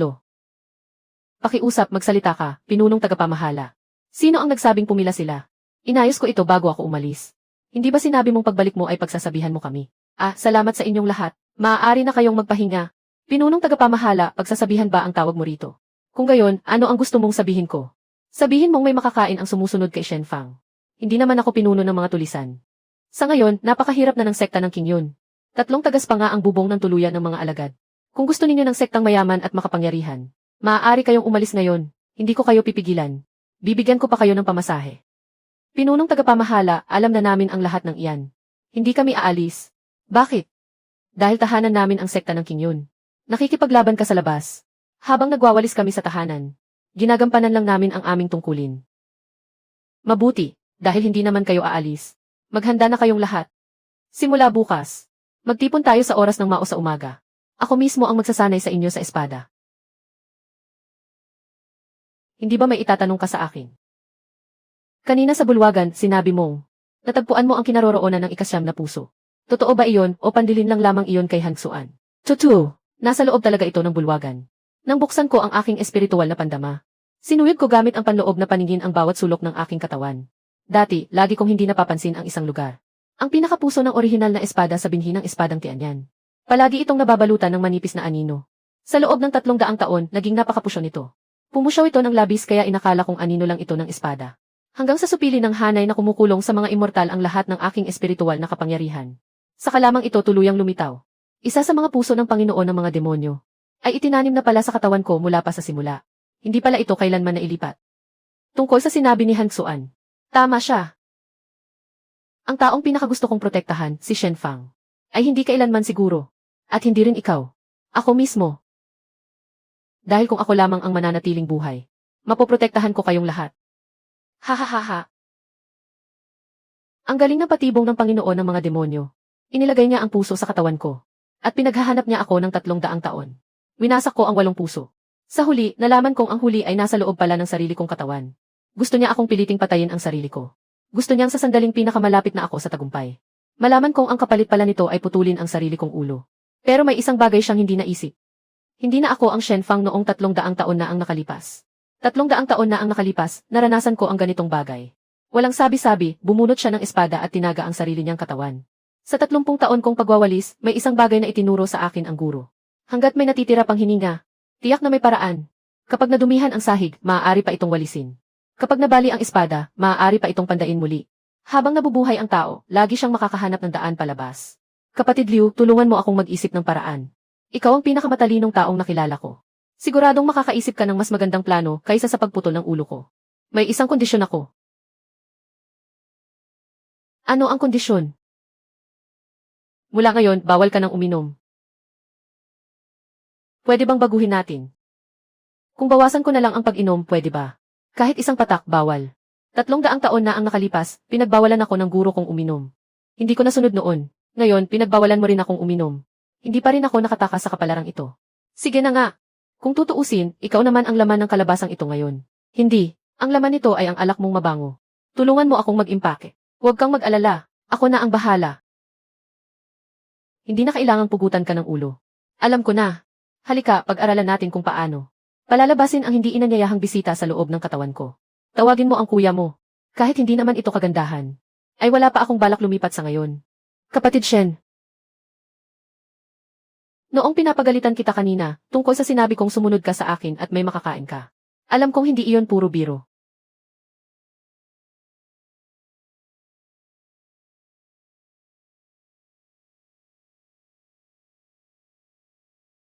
Matagal ko nang naririnig ang pangalan mo, Pinunong Shen.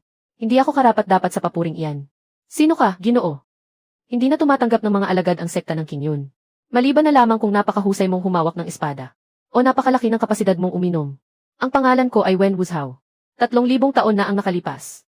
Ako ang unang general ng demonyo sa ilalim ng trono ng Panginoon ng mga demonyo. Matapos mapuksa ang abismo ng muyuan. Tinalikuran ko na ang landas ng demonyo.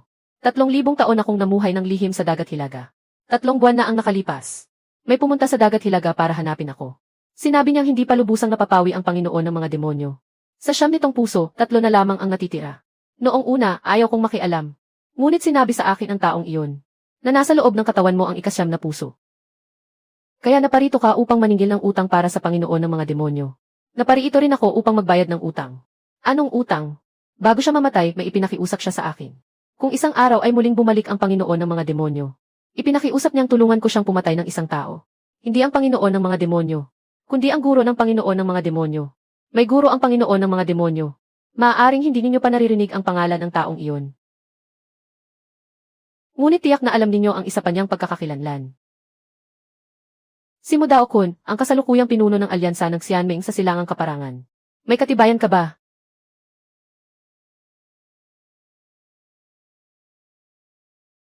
Ang sagradong susi ng siyam na buhay na makalangit na demonyo. Sa huling antas nito, ay nangangailangan ng binhi ng espadang Tianyan bilang sisidlan. Bilang iyong guro, nahanap ko na ang kinaroroonan ng binhi ng espada. Pumunta ka at kunin mo. Sino ang nagtala ng naiwang alaala na ito? Ako, 3,000 taon na ang nakalipas. Ako ang espiya na ipinadala ni Mu Daokun sa tabi ng Panginoon ng mga demonyo.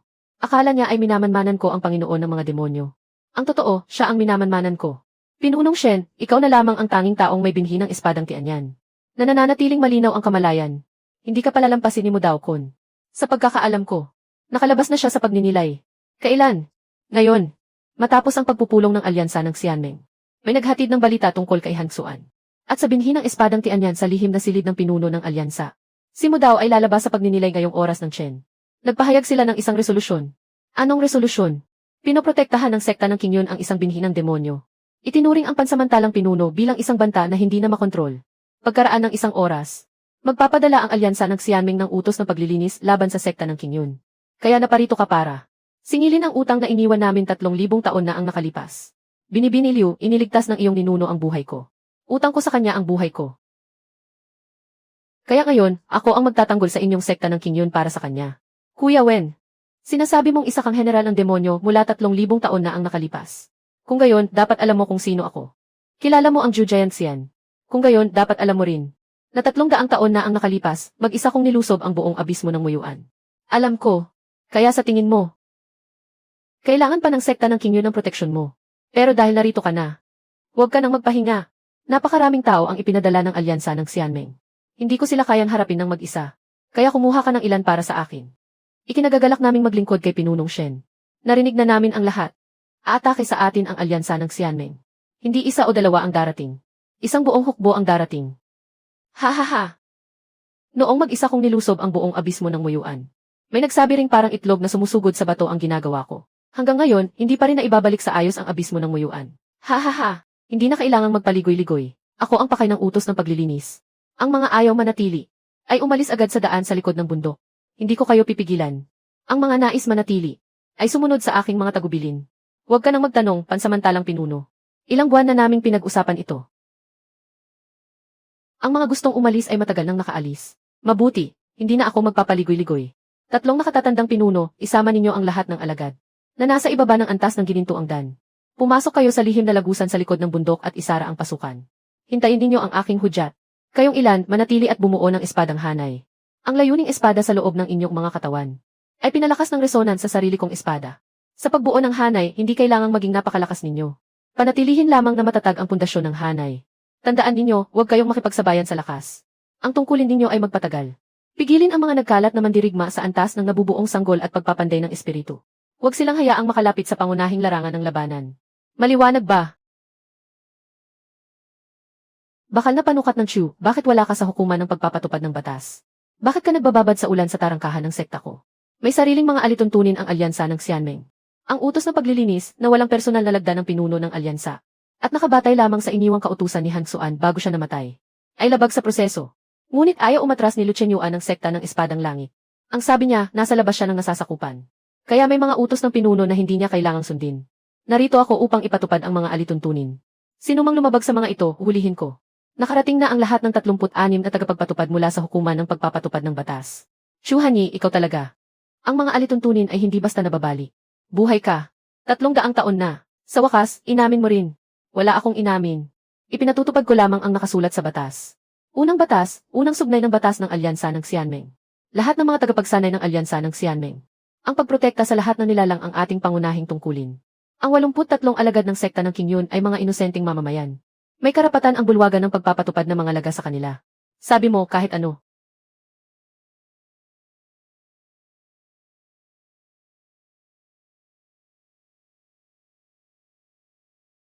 Ipinaubaya ko na sa iyo ang espada ng depensang pangbundok ng bunso mong kapatid.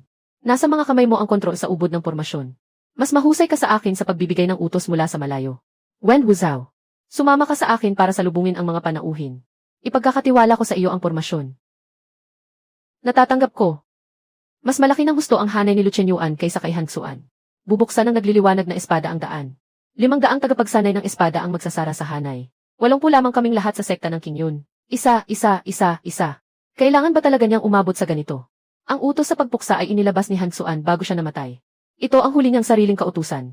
Huwag mong sabihing nilagyan lang niya ng pangalan mo ang kautusan. Ngunit sabik na sabik si Luchen Yuan na makipaglaban. Baka hindi lang dahil sa utos ng pagpuksa.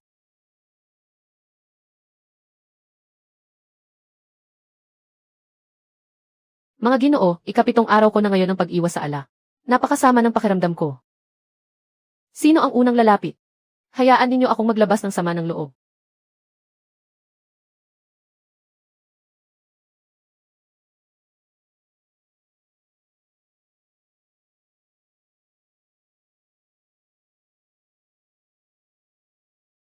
Unang pangkat. Ilan pang pangkat ang susunod? Pagkatapos ng taliba, susunod ang pangunahing hukbo. Nasa punong barko ng sekta ng Tianjian si Luchen Yuan. Ang 500 tagapagsanay ng espada ay hahatiin sa 5 salit-salitang pangkat. Pagsubok lamang ang taliba. Sa pangunahing pangkat, may hindi bababa sa 6 na. Nasa tugatog ng kaharian ng pagbabagong Diyos at 2 nasa unang yugto ng pagsasanib. Si Luchen Yuan mismo ay nasa kalagitnaan ng yugto ng pagsasanib. Nasa kalagitnaan siya ng pagsasanib nang umangat siya. Umakyat siya matapos ang tagumpay na nakamit niya 50 taon na ang nakalipas. Luma na ang impormasyong nakuha mo sa 30 taon ng pagwawalis. Haha, kung ganoon, lalo tayong dapat lumaban. Tingnan natin kung gaano ako umurong matapos ang 300 taon na hindi nakikipaglaban.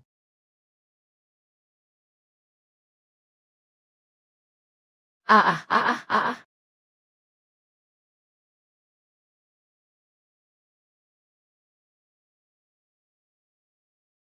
Ah,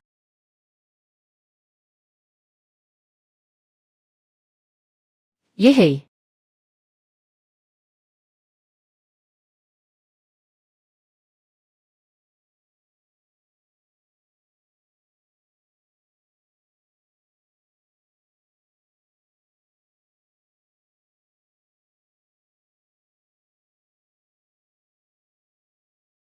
Tapos na ang pag-iinit. 7 hakbang na. Maglakad ka pa ng 2. Puno na ang layunin ng espada. Ang unang hiwa matapos mapuno ang layunin ng espada ang pinakamalakas. Pero ito rin ang pinakamatigas kumilos. Sigurado ka bang sasayangin mo ang pinakamalakas mong hiwa sa akin? CJ, noong nakipaglaban ako sa tatay mo, 9 na hakbang ang nilakad niya. Pagkatapos, nabutas ko siya sa isang hiwa. 8 hakbang lang ang nilakad mo ngayon. Hindi ko alam kung ilang hiwa ang kaya mong saluhin. Natalo ka ng tatay ko 300 taon na ang nakalipas. Hindi ibig sabihin noon ay matatalo rin ako sa iyo. 300 taon na ang nakalipas. Nasa unang yugto ka rin ng pagsasanib. Pagkaraan ng 300 taon, nasa kalagitnaan na ako ng pagsasanib. Nasa tugatog ka pa rin ng kaharian ng pagbabagong Diyos. Tugatog ng kaharian ng pagbabagong Diyos. Ngunit hindi ganoon ang espada ko. Gusto mo bang subukan, ha?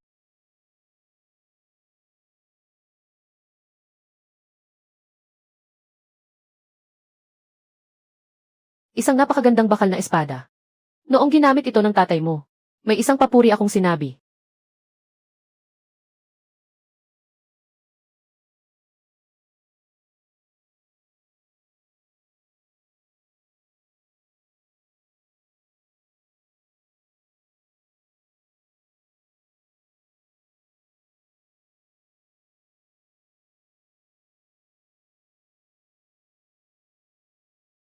Noong nasa tugatog ka ng kaharian ng pagbabagong Diyos, kaya mong saluhin ng harapan ang isang hiwa kong lumilikha ng langit.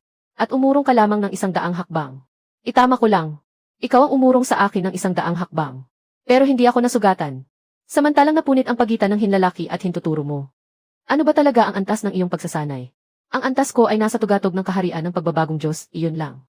Pero ang layunin ng espada, alam mo, hindi ito basta nabubuo sa tambak na espiritual na kapangyarihan. Hinuhubog ito sa paulit-ulit na paghasa. 300 taon na ang nakalipas. Noong nasa unang yugto ako ng pagsasanib. Kayang pugutan ng layunin ng espada ko ang isang Panginoon ng demonyo na nasa tugatog ng pagsasanib. Pagkaraan ng 300 taon, bumaba ang antas ng pagsasanay ko hanggang sa kaharian ng pagbabagong Diyos. Ang layunin ng espada. Siguro, mas malakas na siya ng kaunting-kaunti kumpara noon. Pero tama ang sinabi mo. Totoo, hindi ikaw ang ama niya. Kahit konserbatibo ang ama mo noon. May isang bagay man lang siyang alam. Kapag nakikipaglaban, huwag puro sa kalaban sa harap nakatingin.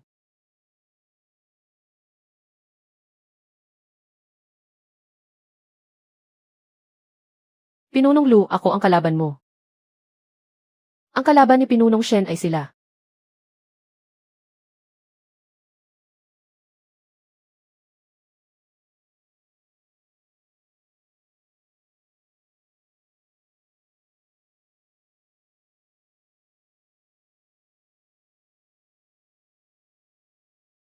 Unahin mong suntukin si Zhao Qiao.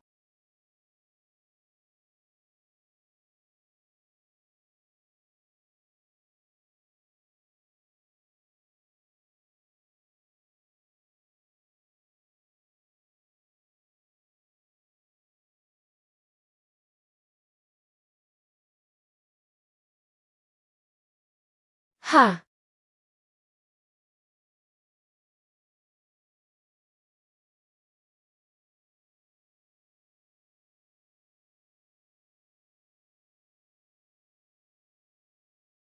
Kuya, sa batok mo ba walang mata? Sa susunod, huwag mong pagtiwalaan ng husto ang bilis ng reaksyon ko. Hindi mo ako kailanman binibigo. Pinunong Hua, walang silbi ang mga karayom mo. Kahit mula sa malayo, hindi nito mabutas ang harang ng aking kapatid. Sa malapitan, lalo ka nang walang laban sa akin. Kaya naman, ang sekta ng Qiao ay hindi lang may espada, may kamao rin. Pinunong Zhao, hindi masama ang kamao mo. Pero hindi ka talaga dapat pumunta rito. Hindi matatawaran ang ebidensyang sinapian ng binhi ng demonyo si Han Xuan. Ang kautusan niyang lipulin ang mga demonyo ay papel na walang halaga. Isusugal mo ba ang buhay mo para sa isang basurang papel? Wala akong pakialam sa kautusang iyon. Pumunta ako rito dahil nasa katawan mo ang binhi ng espadang Tianyan. Ang binhi ng espadang Tianyan ay isang pambihirang salik. Hindi makontrol ang pambihirang salik na iyon. Ano mang hindi makontrol ay kailangang lipulin. Iyan ang tuntunin. Tuntunin ng tuntunin ang sinasabi ninyo. Pero naisip ba ninyo? Kung sino ang gumawa ng mga tuntuning iyan? Ang pinunong Mudao Kun ang nagtakda nito. At si Mudao Kun ay guro ng Panginoon ng mga demonyo. Ang mga tuntuning laging laman ng bibig ninyo. Mula umpisa hanggang dulo ay mga panuntunan lamang ng larong itinakda ng mga alagad ng landas ng demonyo. Sumunod kayo, mga tanyag na sekta ng matuwid na landas, sa loob ng libo-libong taon. At akala ninyo ipinagtatanggol ninyo ang katarungan.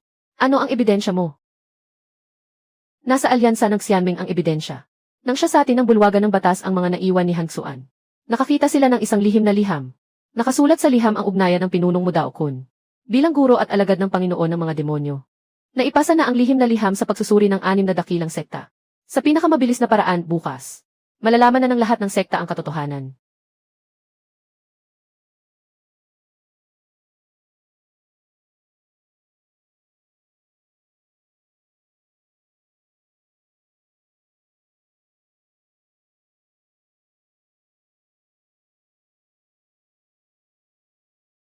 Pinunong Zhao, itigil mo na iyan. Iniimbitahan kitang uminom. Hindi man alak, tumigil na ako sa pag-inom. Pero sagana naman ang tubig. Aray. Aba. Chuhani, peke ang lihim na hawak mo. Walang karapatan ang bulwagan ng batas na siya sa atin ang mga dokumento ng tanggapan ng pinuno ng alyansa. Ang ginawa mo ngayon ay malinaw na pag-abuso sa kapangyarihan. Ilagay mo ang utos na plaka. Bumalik kayo sa lungsod ng Tianke. Maaari kong palampasin ang nangyari. Chu Tiezi, dalhin ang lahat sa gilid ng lugar ng pagsasanay. Buksan ang pangkalikasang espada sa bundok at harangan ang buong lugar. Ano man ang mangyari, huwag kayong lalapit sa akin. Kung mawalan ako ng kontrol, gamitin ni Kingsley ang espada sa loob ng pormasyon para patayin ako. Ang buong bulwagan ng batas, umatras at magbantay. Sa panlabas na palibot, sa panlabas na sona, lumikas agad ang lahat ng hindi mandirigma. Kuya, mas maaga kaysa inaasahan ang pagtaboy sa iyo. Kumikilos ng kakaiba ang binhi ng espada. Mabilis na tumataas ang alon ng layunin ng espada sa iyong katawan. Hindi bababa sa doble ng karaniwan. Hindi, 3 double. Mudao kun. Shen Fang. Akala mo dahil winasak mo si Hansuan. Pinagkanulo mo si Chu Hanyi. At nakuha mo si Wen Wuzhao sa iyong panig. Mababago mo na ang takbo ng laban. Napakabata mo pa. 3,000 taon na ang nakalilipas. Pinili kita, Shen Fang, bilang sisidlan ng binhi ng espadang Tianyan. Upang pagdating ng panahon ng pag-ikot. Magamit ng aking alagad ang iyong katawan upang muling mabuhay. Bawat siklo ay 300 taon. 3,000 taon. 10 pagbabalik buhay. Ikaw ang ika-10 sisidlan ng binhi ng espada. At ikaw na rin ang pinakahuli. Pagkatapos ng araw na ito, ang binhi ng espadang Tianyan ay magsasanib sa ika-9 na puso ng aking alagad. Ang muling isinilang na Panginoon ng mga demonyo ay magmamay-ari ng buong pinagmulan ng binhi ng espadang Tianyan. Sa oras na iyon, huwag nang banggitin ang silangang ilang.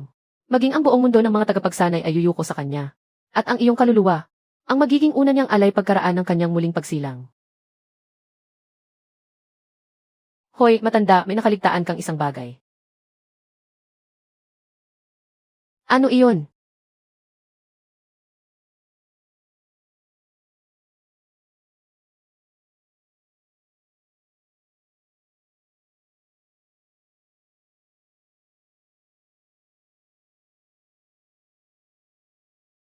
Impossible. Ganitong antas ng kontrol. Impossible. 7 araw akong araw-araw na humarap sa sisidlang alak at umuki. Lahat ng iyon ay para sa sandaling ito. Itinago ng hangal mong alagad ang kanyang puso sa loob ng aking binhi ng espada. Pero hindi niya alam na ang layunin ng espada ay hindi basta dahas. Ang tunay na layunin ng espada ay kasanayan. Isang uri ito ng sining. 30 taon akong nagwalis ng sahig. Sa tagal ng pagkikiskis, nahasa ko rin ang sarili ko.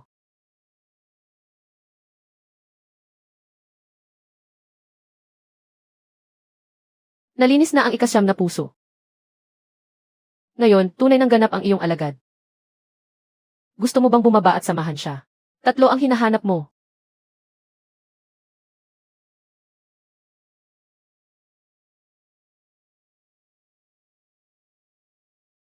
Sige, lapit ka.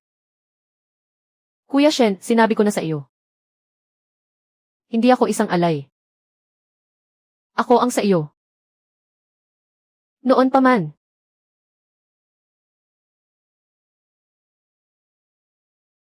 Hangal na alagad. Nanatili ang guro sa loob ng gininto ang ubod ng ganito katagal. Para lamang hintayin ang araw na ito. Fang, ipaghihiganti mo ang iyong guro. Ipaghihiganti mo si King Si. At ang lahat ng pinahirapan ng landas ng mga demonyo. Lansagin mo siya.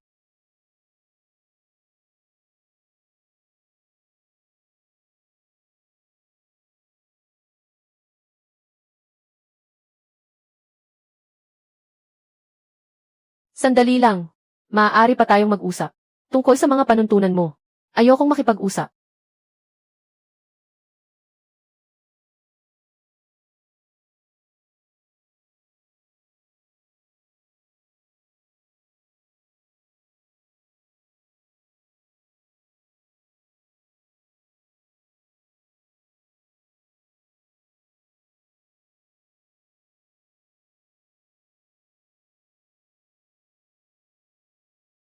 Magkaiba ang kapangitan at ugali. Sabi ng iba ang kapangitan. Pero ang ugali, sariling hinuhubog. Sa sekta ng Kinyon, hindi kami namimili ng anyo. Ugali ang tinitingnan namin. Naiintindihan mo ba? Talagang tabingi lang ang pagkakaukit sa kanya. Pasensya na, inaamin ko. Pansamantalang pinuno. Araw-araw ninyong tinitingnan ang walang lamang sisidlang alak na iyon. Ano ba talaga ang tinitingnan ninyo? Ang osmanthus na bulaklak na nakaukit sa sisidlan. Anong bulaklak ang inukit ko? 7 araw akong hindi uminom para lang may ukit ang bulaklak na ito. Ayos na ang ukit. At natupad ko na rin ang pag-iwas sa alak. Pero ngayon wala na ang alak. Naroon pa rin ang bulaklak. Ano ngayon ang tawag mo rito? Lugi ako.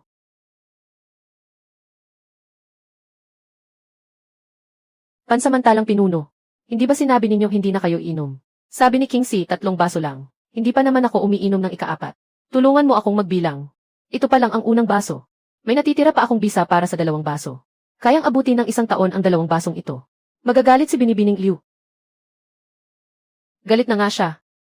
Tumingin ka roon.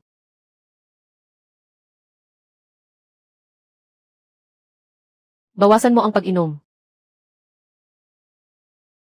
Pero mamayang gabi, kailangan mong ayusin ang bubong ni Wen Wuzhao.